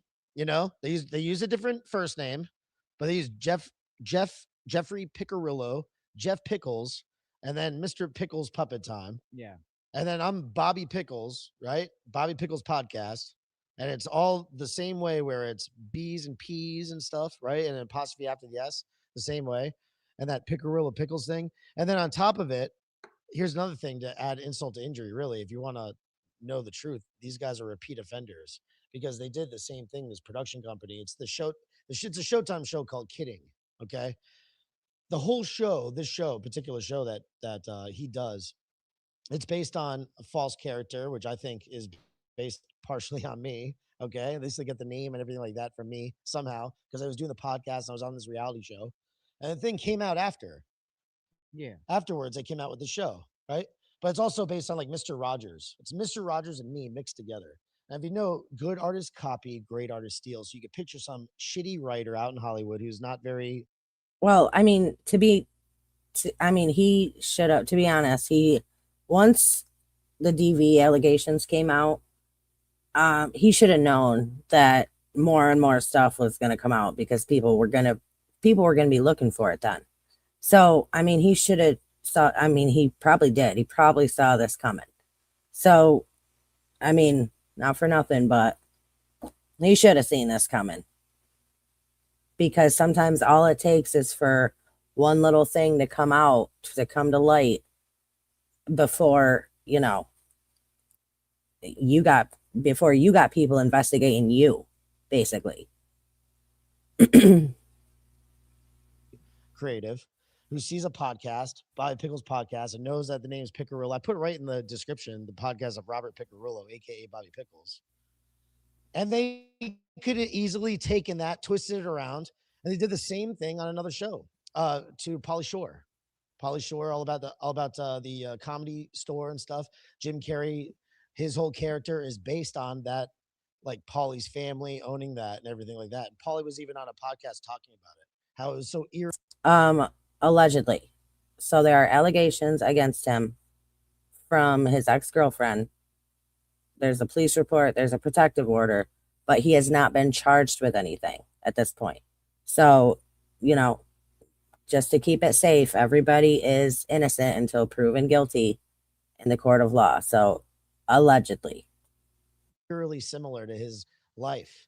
So I really feel like that production company that Jim Carrey is working with to develop these Showtime shows, all they do is they just rip people off. So my philosophy is when you sue somebody, you actually sue not knowing you're Am I just paranoid? well, I sue people sometimes knowing that I'm not going to win, but that's not the objective here. The objective is to boggle them down, waste their time, and financially drain them. So, for instance, different states have different rules. I'm from Pennsylvania originally. I love the state, great state of Florida is a great state, but Pennsylvania is my birthplace. Pennsylvania, you when you sue somebody in Pennsylvania, if you lose, you do not have to pay their attorney fees. Some states you do. The losing party actually has to pay the plaintiff's attorney fees. The I defendant. hope you don't mind me smoking weed. No, Come on, guy. you can do it. So what I would do if I was in your shoes is like Pennsylvania has what are 40, 50, 60, something, multiple counties, right? Sue them in every county in Pennsylvania. Sue them in Pickett County, Philadelphia County, Allegheny County, Chester County, Delaware County, all the counties in Pennsylvania, and sue them in every single county. So they have to respond to every single county, even though they don't have even jurisdiction there. But you're drawing them into them, and they would have to get a lawyer for that county, get a lawyer for that county, get a lawyer, get a lawyer, get a lawyer. What a Eventually, douche. they're going to come to you and say, "What do you want? Like, what do you want? Stop!" Because even if you lose these cases, you don't have to pay their attorney fees. You're boggling them down. You're forcing this media production company to get a lawyer to defend themselves because they're sure ain't going to do it themselves because they'd embarrass themselves, especially if you know a little bit about the law. You can just, and then not only that, but once you file a suit like I do, you file a bunch of motions, because the more motions that you file, the more their lawyer has to respond to the more motions. The lawyer charges the client. Why don't I just really sue him, like legit? Well, if you sue them if you sue them, right? Remember, You got to help me sue. Pro se, You got to help me which do is this. yourself, hard to win against a lawyer. That's your one thing that's going against you. When you sue somebody individually yourself, pro se, you're going against their lawyers and stuff like that. They have bar license. They can defend themselves. They have the resources, everything like that. So it's harder. Pro se people are hard to win. They always say like, anyone that is their own client, their defend themselves in court, they're going to lose. You're going to lose. You're not going to win. So pro se yourself, you do it and you sue them, you won't win. I'll be honest, you won't win. You won't win. So you would either have to try to find a lawyer, that will take the case, or sue them for vengeance. For what? Vengeful thinking. For vengeance? Yeah. That's how I would do it. But legitimately, of course, you got copyright claims and you got trademark violations and you got stole property, intellectual property. Right? Don't you think I have something like those two things are kind of weird. And when you put in, listen, the name Picarillo, by the way, there's a whole list of 100 most common Italian American names. It's not on that list. All right, and it's pronounced Piccirillo. The double C is a cha. Nice. Okay, but why? Our family Americanized it. How many families Americanized it? Now there's two things too. I could show that I was on the show and stuff like that, and so somebody must have saw that, right? Well, it's fucking weird. So you take your. So where they didn't take both names. They didn't take both names, but they took that whole Picarillo Pickles paradigm, which I use in a podcast, and then Bobby Pickles podcast, Mr. Pickles Puppet Time. Nice. Isn't that fucking close? Yeah. It's retarded. I don't know. And I've asked a couple different people about this, but you're the perfect person to ask about. As a lawyer, have you contacted a lawyer? No, I haven't really. No, I'm an idiot. I haven't. No, but you not because I feel like I just felt like it was like it was like a lost kid. Exactly. Like I thought that they would have. They're Hollywood, right? I don't have the money to. Now, keep in mind, I don't think your podcast grows and gets bigger, They might sue you trying to say That copy. I thought, They you know might what I try was to thinking? counter that. I would love for them to do that. That would be the best thing that could possibly happen. I would love for them to do that. Yeah. That would be the greatest thing ever. I would be like, wow, you guys are not. really, you guys really, And I've been sued myself. huh? I've been sued myself. So. No, I would win that. If they sued me, I'd win it. Definitely. But I have the trademark. Were they out of California? I think so, yeah. Yeah. So if you sue them, you would have to actually sue them in their. Can I pay you for, help? You know, it's interesting because I haven't filed a lawsuit in. Do you want to be an attorney at some level? Not anymore. Not anymore. I'm on politics now. I'm on politics. Welcome, everybody that's just coming in. Glad you guys are here. Proud American. That's the time I'm on now. So I shifted away from lawsuits probably about 3 or 4 years ago, though I do use them sometimes. Like today, I stayed in a hotel down there in Deerfield Beach, and Expedia advertised that hotel as continental breakfast, whatever like that. And then I go and there's no continental breakfast this morning, and then they're trying to blame it on COVID, and then I contact Expedia saying your advertisement clearly says continental breakfast, and I said this is false advertisement. I want my money back. I'm gonna take you in a small claims court here in Broward County or what county? Yeah, it was in Broward County. I'm gonna take you to small claims court, blah blah blah, and then they eventually gave me my money back because they didn't want to deal with it. But I'll use that if I have to. But I haven't really sued anybody lately. But you did want to be an attorney at one point? I could have helped. Yeah. And legitimately, because I met a lot of interesting people and friends in you have to write that it got as life sentences. Uh-huh. I got friends in prison that are serving life sentences for nonviolent crimes, and they deserve to get out. They deserve to get out, and they can't. They got no remedy. So I would like to help them. I'd like to help people that are incarcerated or a long time. Tell me about the Muslim photo bomb, the Clinton. Yeah, so when I got out of prison, when I got out of prison after the violation is 16, whatever, or 15, whatever, like that, I started gravitating towards politics hardcore. So Trump comes into play, and I'm fascinated from the beginning. Really fascinated.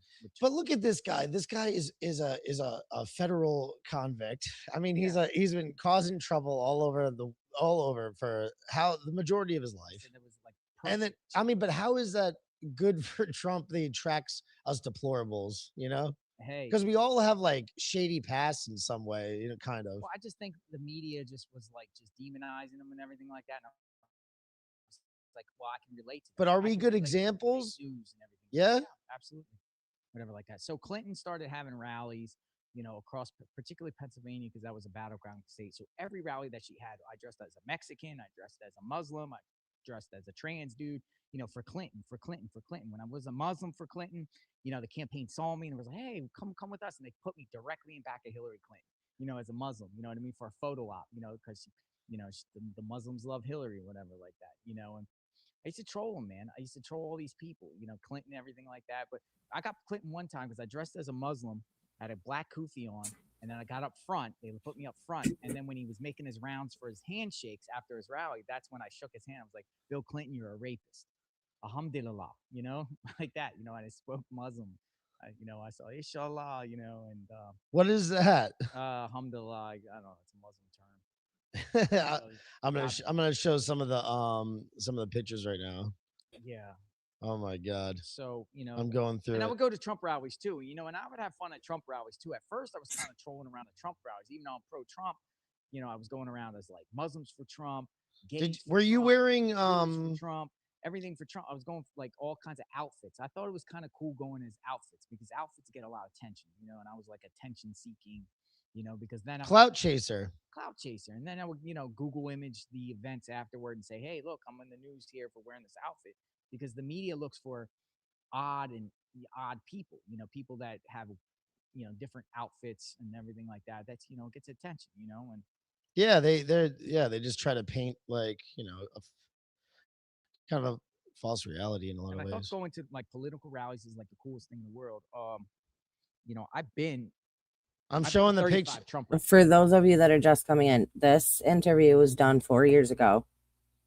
If you're just coming in, you might want to rewind it, because he tells you in his own words, from his own POV, everything he did.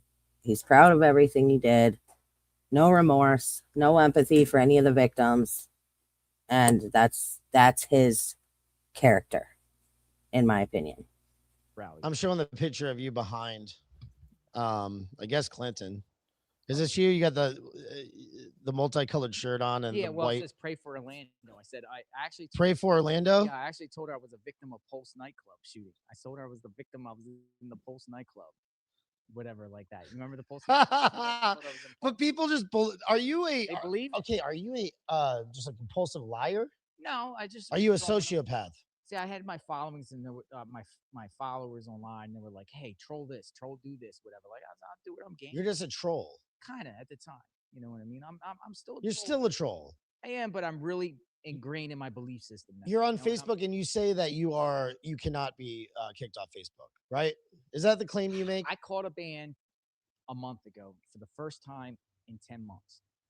I had somebody that worked at one of the call centers there. The call center, so Facebook has these like they outsource different call centers to do their moderating and whatnot. So there was a company in Tampa called Kozignik, I can't say it right, and it was a call center. I had a friend that worked in there. So from probably like May of last year, I could post anything I want on Facebook, and I would not get banned because he rigged it. They can rig it. The employees can rig it there, make your account unbannable. You won't catch no ban. You will have content removed, but you won't catch the ban. Really? Yes, they can. Now, how did you do that? That company 2 months ago folded, or they not the company, but Facebook didn't renew their contract, so all the employees there no longer work there. So now I don't have the connect anymore. And then coincidentally, a week after he loses his job, I catch a 30-day ban. Oh, so you had an So insider. I'm back on the bans. You had an insider. I had an insider. And Because there's a lot of people in like you live in St. Petersburg now, is that right? Yeah, Tampa area. Tampa area, right? And aren't there some Facebook employees out there? Yeah, the call center's there. The call center's there. So you I had a friend. you scummed your way in there at some point. Yep. That's what happened. A Trump supporter that works for the company. They do hire Trump supporters. Yes, they do, but they kind of like stay on the down low though a little bit, right? I think so. I think he was a little discreet about it, whatever like that. Because Tampa. Did he lose his job? No, Yeah, so they got different call centers. A lot of them are in San Antonio right now. They're called different names. I don't know them offhand. There's like 6 or 7 different companies, whatever. But any of us could. Now you don't have your shield. I don't have my shield anymore. But now you're screwed. Yeah. Now listen, I've already been kicked off. I've been kicked off Facebook, kicked off everything. You know, Twitter, everything, basically Instagram. Yep. But, now get ready. That's what's gonna happen. Hey, I'm ready. Yep. I'm ready. But I love political rallies. I love Trump, and that's all I do right now is Trump. I know that's where I'm at. Yeah, I've seen you at numerous political rallies. You're out here tonight for Mike Flynn and the Trump 45. I actually went to Flynn's trial when he was in Washington D.C. when he was going through his court proceedings. I was out front. There, and actually was taking on Antifa because Antifa was trying to crash his court hearings and everything. Really? Yeah, Antifa, him and Manafort, him and Papadopoulos, they all went through the same Barrett building, the federal courthouse in Washington, D.C. All those guys got indicted in Washington, D.C. Well, I was in Philly. I used to go down all the time and sit out there, and support them, whatever, outside the court. I'm sharing the picture right now of you guys. Yeah. But, I've been to Charlottesville. I've been to all 3 D.C. rallies. I wonder if he was one of those people that got paid to attend certain rallies, if you know what I'm saying. Just my opinion. Just a thought. You were at the Capitol? I was in the Capitol. I was in Did Portland. You go in the inside? I did not. I was on the outside. All right. I was on the outside, but the feds contacted me about it. Yeah, what'd they say? Who'd you give up? Antifa that don't like me because I dox Antifa all the time. That's what I do online is try to expose Antifa. They made false reports and try to say certain. I'm showing the picture of you and Flynn right now. So Antifa was showing or told the feds that I was like people inside the Capitol, certain people, and it wasn't me. I stayed on the lawn. Mm-hmm. I was outside on the lawn. Mm-hmm. But I openly say it. I don't care. I didn't do nothing wrong. We're allowed on the lawn. There was no barriers. Under your First Amendments. No police saying it couldn't be there. I didn't climb over any barriers. I didn't go on the steps. I was outside on the lawn. I was wearing waving a F Antifa flag, a giant F Antifa flag. I was running around DC all those weekends with a big F Antifa flag and just having fun. Yeah. So you get into this whole thing because Trump comes out 2015 or 16. As soon as you're in, when you're in prison, were you hearing about Trump at all?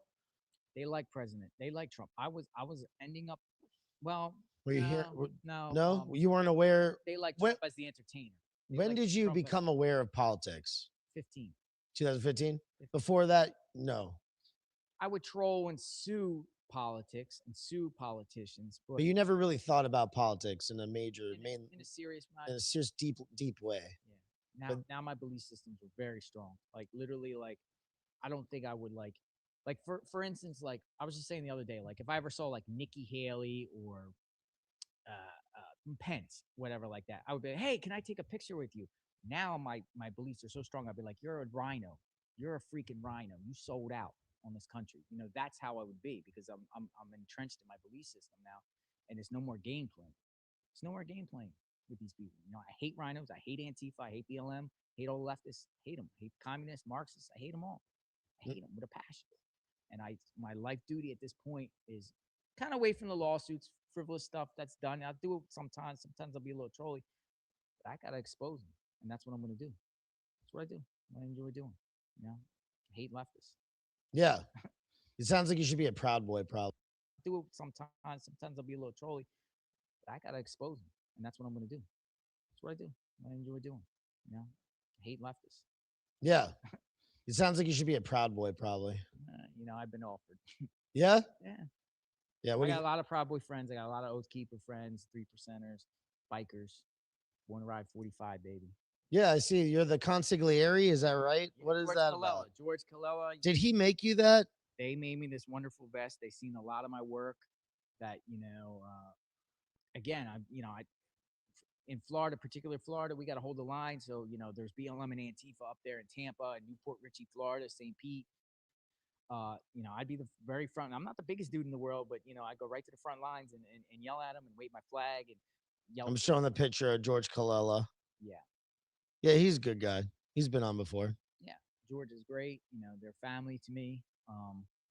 They see all the good work I'm doing, and I'm going to keep doing it. I'm going to just create stronger right-wing ties, patriots, nationalists. I love nationalists. I love people that love and appreciate this country. It's what we need. But why do you appreciate this country so much? The country that locked you up for 15 years. Interesting, because I seen evil. That's a good question. I love that question. Thank you. Because everybody says, "Oh, why are you back to blue? You were in prison for 10 years, whatever like that." Well, guess what? I seen evil. I seen people in prison that actually belong there. Scum that actually belong there. I don't want them on the street. Chomos, child molesters, and predators and sex traffickers and stuff. They all belong. Master manipulator. He is. I believe he is very, and that's what I was saying yesterday. I was like, it's crazy because he was doing so well with everything he was doing with the character JLR Investigates. He was doing so well, and now this comes out, and now everything is being dragged out into the open, as it should.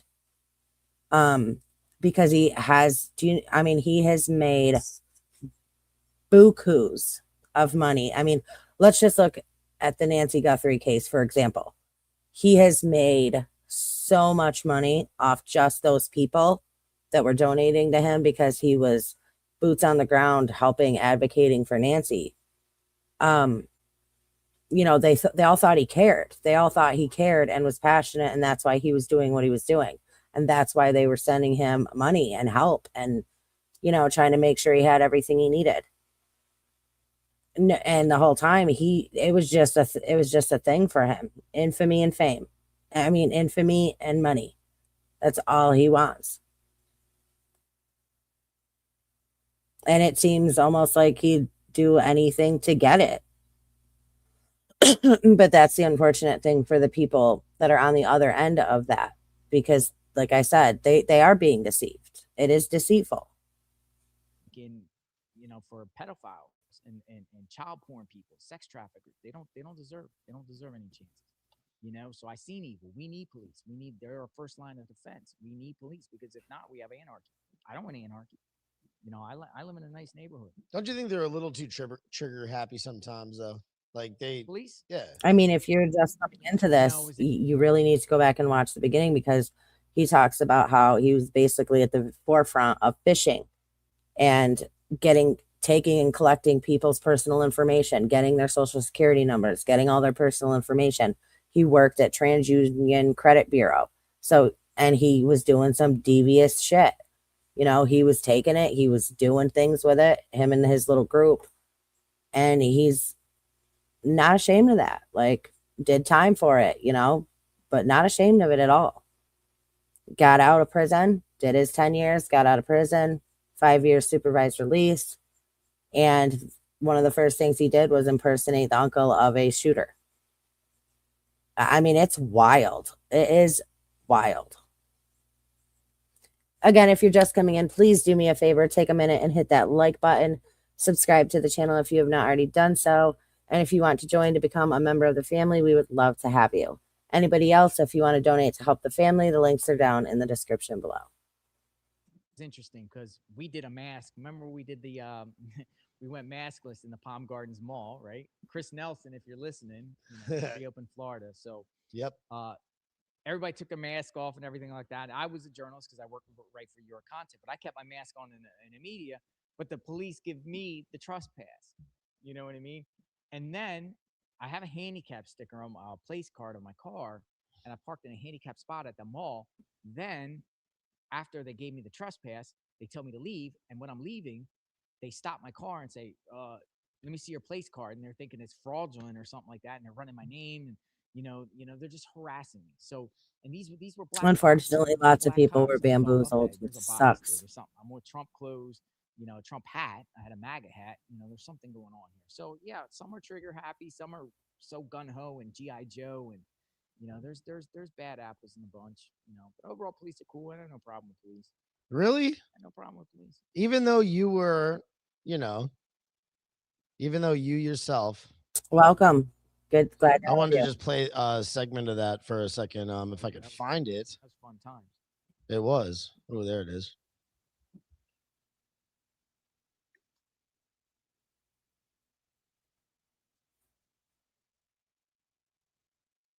My name's Chris Nelson. I have led several groups reopen South Florida. All right. I mean, Somebody else coming right. Okay, awesome. We have stood up for the truth. We have stood up for people. We have stood up for our city. Fast forward a little bit here. We will not stop using it. We will not. And we will. We're in front of Runcie's house.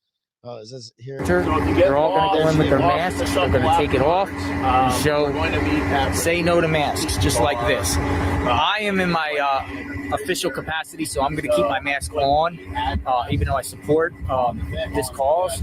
But I am documenting the experience. I am press, and I want to stay and follow the rules and follow the laws. These people feel that mask laws are unconstitutional, mask mandates in Palm Beach County.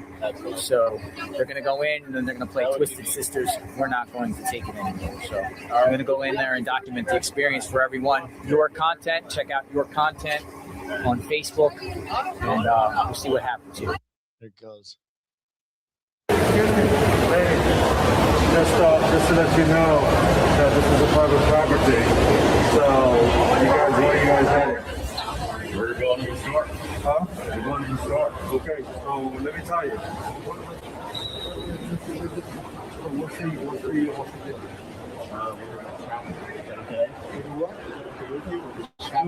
shopping? Yeah. Shopping and shopping? Is that all right? Shopping and shopping? Is that all right with you?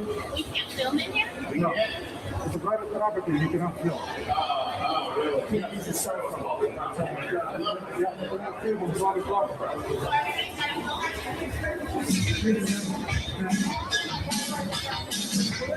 We are tired of wearing these masks in the store, and we're not going to take it anymore. Let me tell you something. We're not going to wear masks anymore. We're not going to take it anymore. No, we're not. We are not going to take it.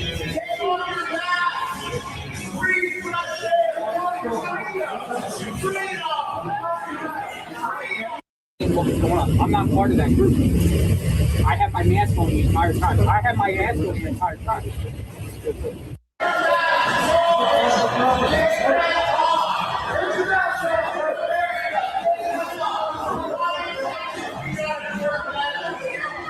Go ahead and check out the Fat Enzo page. You'll see the rest. This is a little bit of I've done a lot of research and I've never heard that, so I don't know about that one, but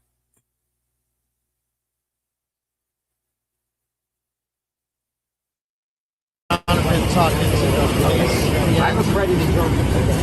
I was here seeing what was going on. I'm not part of that group. I have my mask on the entire time. I have my ass on the entire time.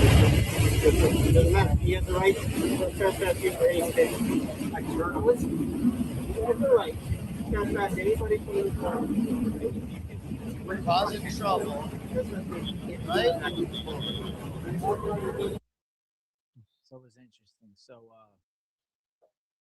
me and him, Chris Nelson, we were down at Robert Runcie's house 2 days ago. You know, the superintendent for Broward County Schools. We went to his house because he got arrested. He just got arrested for perjury. So me and Chris actually went in front of his house to protest, to demand his resignation, demand he gets fired, whatever. He lives in a gated community. We also went into IHOP without a mask, and they chased us out, threatened to call us the cops on us. You're a political troll. Having fun, baby. You found your spot again, once again. Having fun, you know. And would you say this is a scene? Yeah. Right? Publicity stunt. No, but like the whole thing, the whole like MAGA movement, all the people within it that you meet and stuff, it's like a scene. It's great. Do you know what I'm talking about? Everyone's a character. Everyone has their own personality, and that's why it's unique. Everyone has a unique characteristic to themselves, and it's fun, man. I'm making lots of MAGA connections. You know, being invited to events and whatever like that. I go and document it. I have fun. Sometimes I participate. Sometimes I document it. It's the best of both It's worlds. funny that you do. It's hard to like. Sometimes it's hard to figure out what you're going to do. You're going to document it or participate in it, right? Yeah, or both, because I consider myself a gonzo journalist. Me too. You know, being part of Me this story. too. So, you know who that guy is right there, right? Yes. That's the King Gonzo journalist, Hunter S. Thompson. Hunter S. Thompson. Yes. So, you know, I kind of incorporate that style, and I have the 100% backing of my boss to do that. You know, that's my job, to poke the other side, whatever like that. So I go to Antifa rallies and trigger them and get reactions out of them, you know, blow bullhorns in their face That's as I'm craziness. recording and calling them whatever to get the reaction. You know, that I do that. That's what I want, you know. So it's fun, and I will continue to do it. It's not going to stop.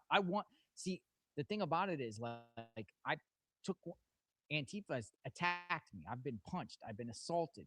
I've been threatened. They shot liquid in my eyes and everything like that.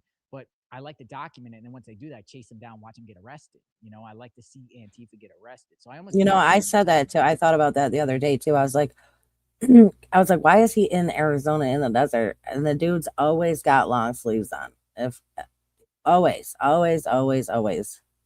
do something about it, because you're just gonna get booked, you know. And then I can start, you know, going to the court hearings and play like I'm a victim, you know, and just, you know, watch them get fined and sentenced or whatever like that. Girl just got probation because I was in Tampa at Ilhan Omar. Ilhan Omar was speaking at CARE, you know, that terrorist organization. She was speaking at the Hilton in Tampa, and I was out there with my MAGA friends, but I had an American flag, and I was baiting this Antifa girl, and then finally she got so triggered she ripped the American flag off my back. No, and started Kristen, running thank off you with so it, and she did much. it right in front of the cops. So the cops grabbed her and slammed her down, and then they're taking her in the cuffs, but I'm following. I'm pressing charges, you know, and I'm like making a joke out of it, and she's getting dragged away by handcuffs. So you triggered her, and she got a year probation for it, whatever like that, you know. So you're dangerous, so Jonathan Lee Richards. So another dude, like same thing, like we were flag waving on the Pinellas Trail, and this guy comes up on a bike, you know, and starts saying crap about Trump. Oh yeah, F Trump, whatever like that. And I just was in my flag. He's your president, whatever. And then it got to the point where the guy just rammed his head into my face, you know, like on his bike, whatever, and took off, whatever, like that. But you know, I called 911. They caught the guy. You know what I mean? He gets booked. You know what I mean? He gets, I don't know what he got, like a year probation too for disorderly conduct or battery or something on him, or whatever like that. But I'm gonna sue this guy in small claims court too for busting up my face because I had like a bloody lip or whatever like that. But it's fun. It's fun stuff. You know, it's exciting, and I'm gonna keep doing it. You know? Well, they have to learn a lesson. have to learn a lesson. Control your emotions, whatever, like that. They First don't know Amendment's how to. great. They don't know how to. First Amendment's great. I had no problem really with anybody protesting per se. I really had no problem with nobody protesting. That's what makes the First Amendment great. It's cool. We got to keep that. Got to preserve that. But rioting, looting, and all that stuff, I ain't for that. I ain't for that. So try to stop it. Yeah. All this stuff that's going on. Let me check my notes here, see if I have any other questions. It'd be a very interesting conversation, actually. Yeah. Fucking So great. I mean, I'm gonna keep doing it. You're like the Forrest Gump of the MAGA movement right now, basically. I'm everywhere. I scout out activities. I scout out. How long you been in St. Petersburg? Why, how long you been there, and why did you decide to settle there? I got a nice waterfront home there on the lake. I have a cat. I live by myself. I like the weather. I like Florida. I like the direction Florida's going. It's way better than Pennsylvania. Pennsylvania's locked down all day with these ridiculous COVID measures. State's pretty open. Hopefully the governor. Where in Pennsylvania? Is it kind of like closer to the middle? Philly. Oh, in Philly? Okay, perfect. Did you get on Route 75 though and come down here, or 95? 95. Okay. 95 across 301. But a lot of guys, people always ask. And you me, decided to go to the West Coast for why? Well, I was originally there when I was back in my fraud days. I bought a house in Clearwater Beach when I was 21 years old with cash. Of course you did. No mortgage and no nothing. The feds took it, but it was on the water. It was North Clearwater Beach. It was like literally a block from the water. Like I could see the water across the street, but I had a deck that could look out and see the ocean. It was like a $700,000 house. Did you do cocaine then at that point, or Never drugs or anything like that? Because you said you don't do drugs Ecstasy. now. I used to go to these. Oh my God! Florida, Of course you Miami did. Yes, you did. Ultra Music Festival. I did Remember too, that? man. Remember the Ultra Music Festival? I like beans. Yeah, I used to go to Right out to Ibiza, Spain, for the phone parties, whatever like that. So you were really into that whole like rave scene and stuff, huh? I was. I mean, I had passports and documentation. Everything was free. I had a free lifestyle. It was emulating like Catch Me If You Can. The movie Catch Me If You Can. That was pretty much my lifestyle. Like I could pretend be anybody I want and travel around the country and just, buy whatever I want whenever I want. So I was on that phase, and I went to the lawsuit phase, and I went to the trolling the media phase. Now I'm on the politic phase, but I think I found a liking that I'm going to stick to now with the politics. Do you think you yourself will be in politics at some point? I don't think I can because I got a lot of baggage, but I do support candidates. I do back. I'm particularly the flag waivers and everything like that. So I'm supporting candidates. Tina Forty brought up a good point. Do you think that we should get like a Manchurian candidate of our own that we need to groom? And we basically groom them like a dino, is Democrat name only. Get them in there and then pull the switcheroo. Well, that's what. Yeah. What do you think? I mean, that's a good idea, right? I think that's an awesome move. It's particularly in the cities. They do it to us. Yeah, exactly. We need to do it to them. You're not going to. It's hard in a democratic city to be red. It's hard to be a Republican. A lot of them sneak in as independents, but with right wing policies. But yeah, I mean, you're gonna have to be a Democrat name only. But we have to start at the grassroots. We have to start at our city councils, county commissioners, school board meetings, because it's the grassroots. Because there's over 300 municipalities in the state of Florida. We have 67 counties. We've got hundreds and hundreds of municipalities, and whenever it starts there, because that's when it starts. These leftists have been infiltrating these county commissioners and these little city commissions with these BS leftist policies, and then they work their way up through the system. And eventually, they're all in state government, and they're controlling every aspect of their lives. We have to stop it. Yeah, I generally care. When it comes to our lives, our livelihoods in America, I generally care. I care. And at this point in my life, I guess I'm old. I guess I'm retiring from all the frivolousness and stuff like that. I do some troll stuff still. I take this. Yeah, you definitely want to see the beginning of this. Trust me. I literally will. Were you are you a forever Trumper? I am a patriot. Do you because Trump could do something we don't like.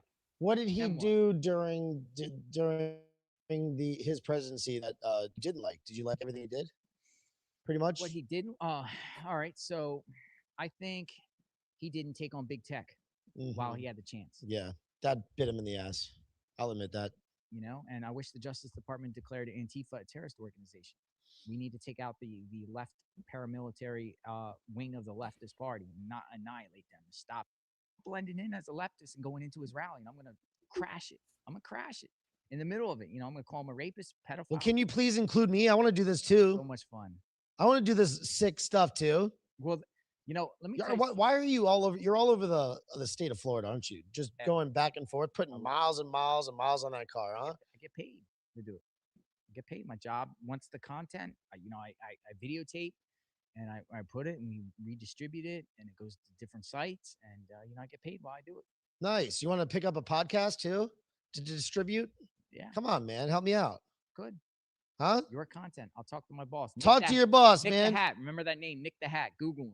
Nick the Hat. Nick the Hat? Yeah, Google him. That's my boss. That sounds like he's an interesting guy too. He has his own story. Is he Italian? He's Greek. He's Greek. Okay, Nick the Hat. Why do they call him that? He's what's the word? A moving. Well, yeah, and I think that too. I think that's part of it. I think that's why, you know, so many of these people believed him, was because he was like, okay, yes, this is my past. I was arrested for wire fraud. You know, I went to prison for 10 years, but I'm a changed man. You know, it changed me, and he's reinventing himself. And that's the feel that he's putting out. So that's what these people that are following him and these ladies and everybody that wants to help him, that's what they're believing.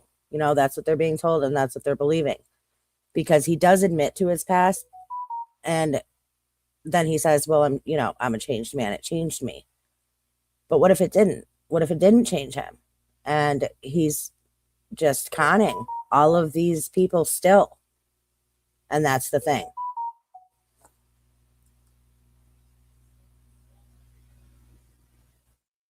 Or shake, a mover and a shaker. God, that's a Nick funny the Hat. Your content. It's a funny area over there. In that area. My boss used to work for the National Enquirer. He used to be a writer for the National Enquirer. So yeah, you know, we got a lot of good the Enquirer. I think the Enquirer is coming up. National Enquirer. David Pecker in his Star Magazine, National Enquirer, and all them, whatever like that. But yeah, we got a good nice little gig going. You know, we produce stuff and get out there, and we got connects. We know what's going on whenever there's something going on. Cool. We create our own stories too. You do? Like you said, gonzo journalist, be a part of the story. Well, again, when he's telling people about his past, he's saying, listen, I did 10 years for wire fraud. He's not saying that, oh, I was in cybersecurity and I worked for the credit bureau, and me and a group of people created phishing, and we collected all these people's information without them, you know, being aware of it. We lied. We said we were AT&T. We said we were AOL. We said we were, you know, all these vulnerable people that they took advantage of. He's not telling y'all that. He's not telling the people that. He's just saying, yeah, for wire fraud, I stole from banks, you know, and that's not the case. Create your own story, man. All right. Love it. Well, listen. All right. So that is the end of that interview. But isn't that wild?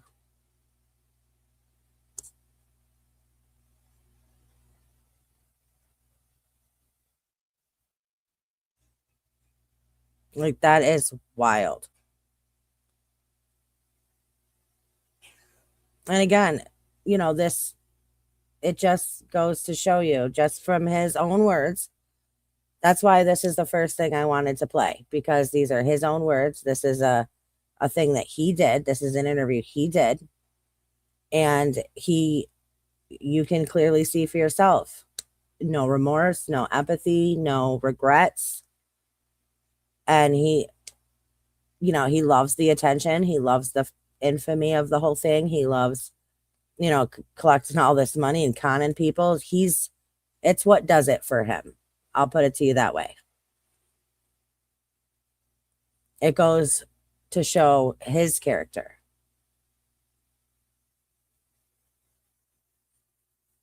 Exactly. Okay. Let me get that off of there.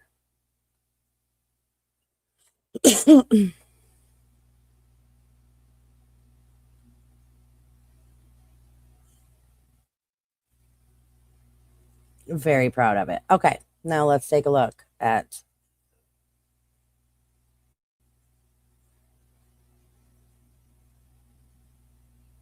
this. For Newsy, I'm Logan Tittle. A convicted felon who made a trip to Newtown, Connecticut and posed as gunman Adam Lanza's uncle has been arrested. 35-year-old Jonathan Lee Riches, who you see right here, is a convicted felon, and he told townspeople he was Lanza's uncle. He was arrested for federal parole violation. Riches was reportedly released earlier this year after serving 10 years in a federal prison.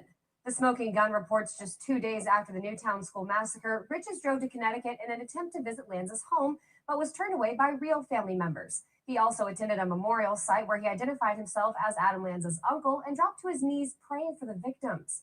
And it seems Riches has a history of grabbing headlines. Since January of 2006, Riches has allegedly filed more than 1,000 lawsuits across the country. Some of his more interesting cases include suing Elvis Presley for stealing his sideburns, suing rapper 50 Cent for a reported $35 billion for stealing his lyrics, and an estimated 57 pages worth of defendants that include the likes of President George W. Bush, Queen Elizabeth, and the European Union for unspecified civil rights offenses. Riches is currently serving a 5-year federal probation term and is not allowed to leave Pennsylvania without permission. For Newsy, I'm Logan Tittle. Well, what's crazy, and this is the part that I wanted to show you, was that, oh, for God's sakes. This man made $8 million. For Newsy. Okay. This is what I wanted to show you, was that this is on his older channel. This was 9 years ago, but this is on his channel. He is posting a video about himself being on the news. And that just goes to show you that he 100% loves what he's done and loves the attention that it brings him. And he is 100% proud of what he does, because he made that video. He put it out on his channel and it's still there. So take what you will from that.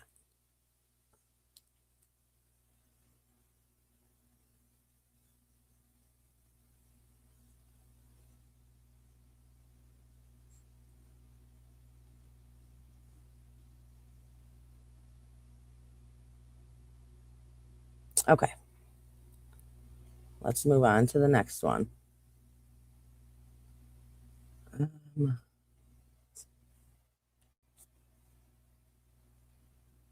This man made $8 million suing everyone in 2,600 lawsuits. Jonathan Lee Riches is a convicted fraudster known for 2,600 lawsuits he has filed across the U.S. He started off by suing his mother for not raising him well and made $20 grand in the settlement. He continued by suing, literally sued his mom for not raising him well,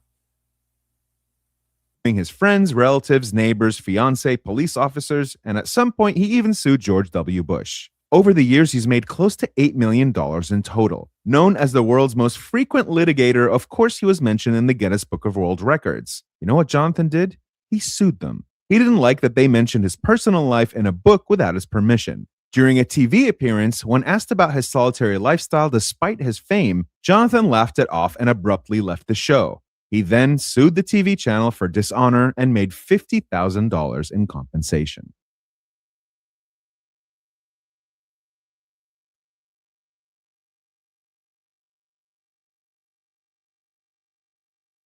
Man may be in big trouble for tampering with mail belonging to James Holmes.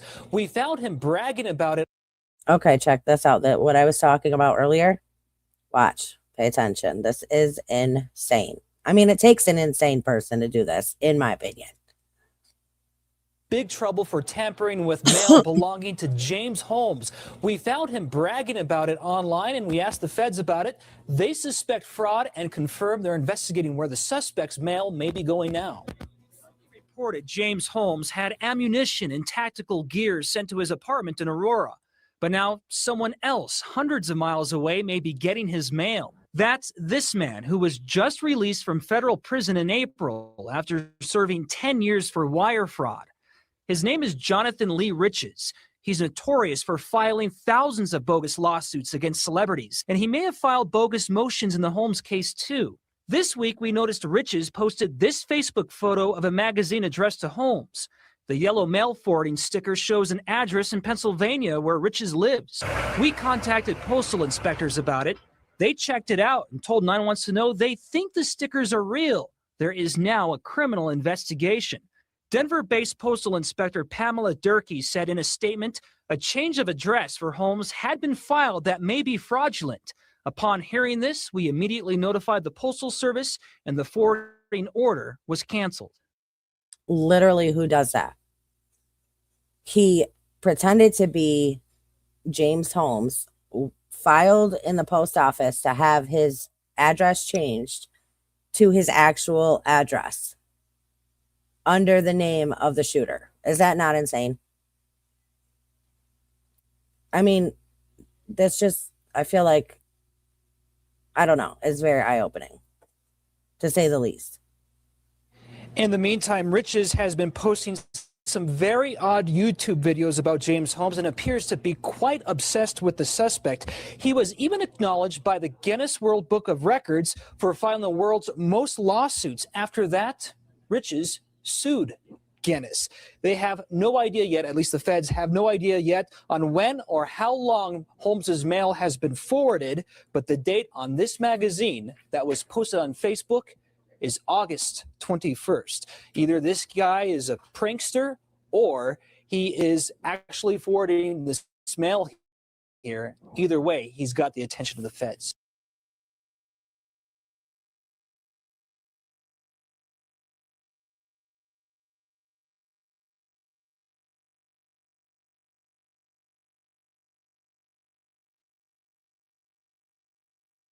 Hold on, I think I gotta go to my X account.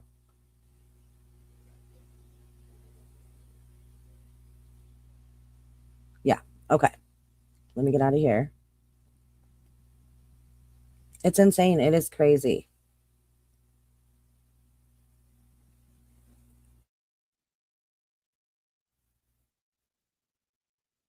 Okay. Let me pull this up real quick. Can you guys take a minute to just do me a favor and hit that like button if you have not already done so, and sub to the channel.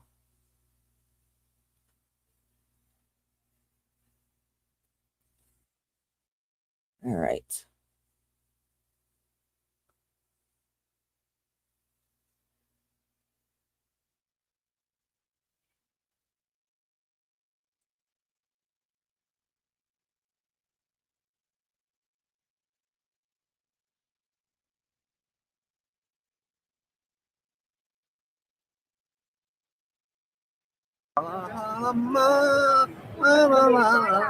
Muslims for Trump. We support Donald Trump.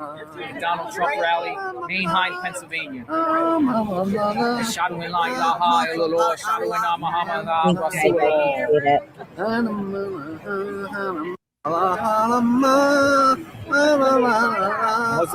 I mean, he just told us he did that. He thinks it's the coolest thing. So, I mean, it's crazy.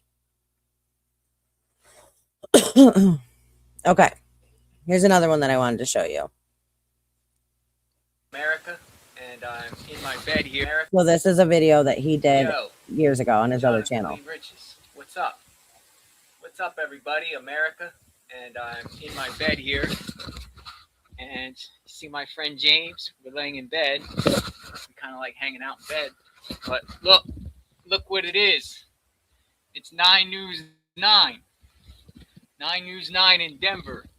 And it looks like, let's go watch the news. What's your dream deal? Great prices. Oh man, it's like actually an advertisement. But yeah, we're hanging out together. We usually sleep together. The bed is kind of like messy, but it is what it is. We'll get a maid to clean it up. But check this out. Look. Pennsylvania man may be in big trouble for tampering with mail belonging to James Holmes. We found him bragging about it online, and we asked the feds about it. They suspect fraud and confirm they're investigating where the suspect's mail may be going out. Oh my God. James mail is coming to this guy. But now someone else hundreds of miles away may be getting his mail. That's this man who was just released from federal prison in April after serving 10 years for wire fraud. His name is Jonathan Lee Riches. He's notorious for filing thousands of bogus lawsuits against celebrities, and he may have filed bogus motions in the Holmes case too. This week, we noticed Riches posted this Facebook photo of a magazine addressed to Holmes. God. The yellow mail forwarding sticker shows an address in Pennsylvania where Riches lives. We contacted postal inspectors about it. Did you send your mail to Rich's house, James? Everybody wants to know the truth. You can admit to it. Pamela Durkee said in a statement, a change of address for Holmes had been filed that may be fraudulent. Upon hearing this, we immediately notified the Postal Service, and the forwarding order was canceled. In the meantime, Riches has been posting some very odd YouTube videos about James Holmes and appears to be. You look like a dick in a suit, you faggot. He was even acknowledged by the Lord. Book of Records for filing the world's most lawsuits. After that, Me? Riches sued. Yes, they have no idea yet, at least the feds have no idea yet, on when or how long Holmes's mail has been forwarded, but the date on this magazine that was posted on Facebook is August 21st. Either this guy is a prankster or he is actually forwarding this mail here. Either way, he's got the attention of the feds. So back to you. All right. Well, I don't know what to say. I don't know what to say on camera. Is James' mail going to Jonathan Lee Rich's house? Who knows? I just know that that guy looks like a dick in a suit.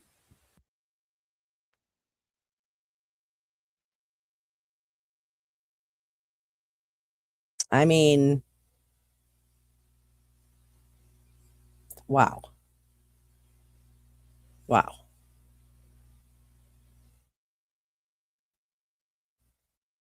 But yeah, you can look. I mean, the research is out there. The stuff, well, somebody in the chat said a minute ago that he's going around and scrubbing all the accounts. So I'm not sure, but you can definitely find it on X. People post it there. But he's been, doing this for years. And I wanted to show you that video first because he really explains that. I mean, he does it because he wants to do it. He likes it, thinks it's fun, thinks it's awesome. He has talked about defrauding people and phishing scams and taking money from people and taking their social security numbers and just doing some super, super devious crap. And I would not put anything past the guy. He does not care about, in my opinion, from what I have seen, he does not care about other people at all. He's all about himself. And there's two things that he fiends for. There's two things that do it for him, and that's making money and the fame, the attention, the infamy that he gets from all of this, because he does not care. There's no empathy, there is no compassion, there is nothing. No empathy, no compassion, no care for anything. He's not in these cases for these people. He's not in it because he's a bleeding heart. He's not in it, to do good. And unfortunately, he has a lot of people fooled.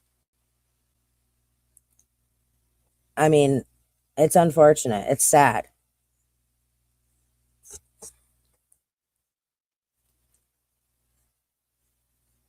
Again, I just want to make a blanket statement that everything in this video that I state is strictly my opinion based off of the research I have done and my perception of that research. Think for yourself. Do your own research. Form your own opinions. It's crazy.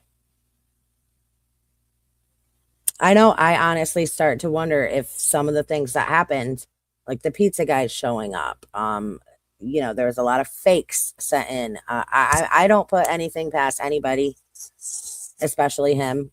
But I'm glad that we got to see that video because, like I said, when I found it today, there was only 800 views, and it was from 4 years ago. So I was like, damn, not many people have seen this side of JLR.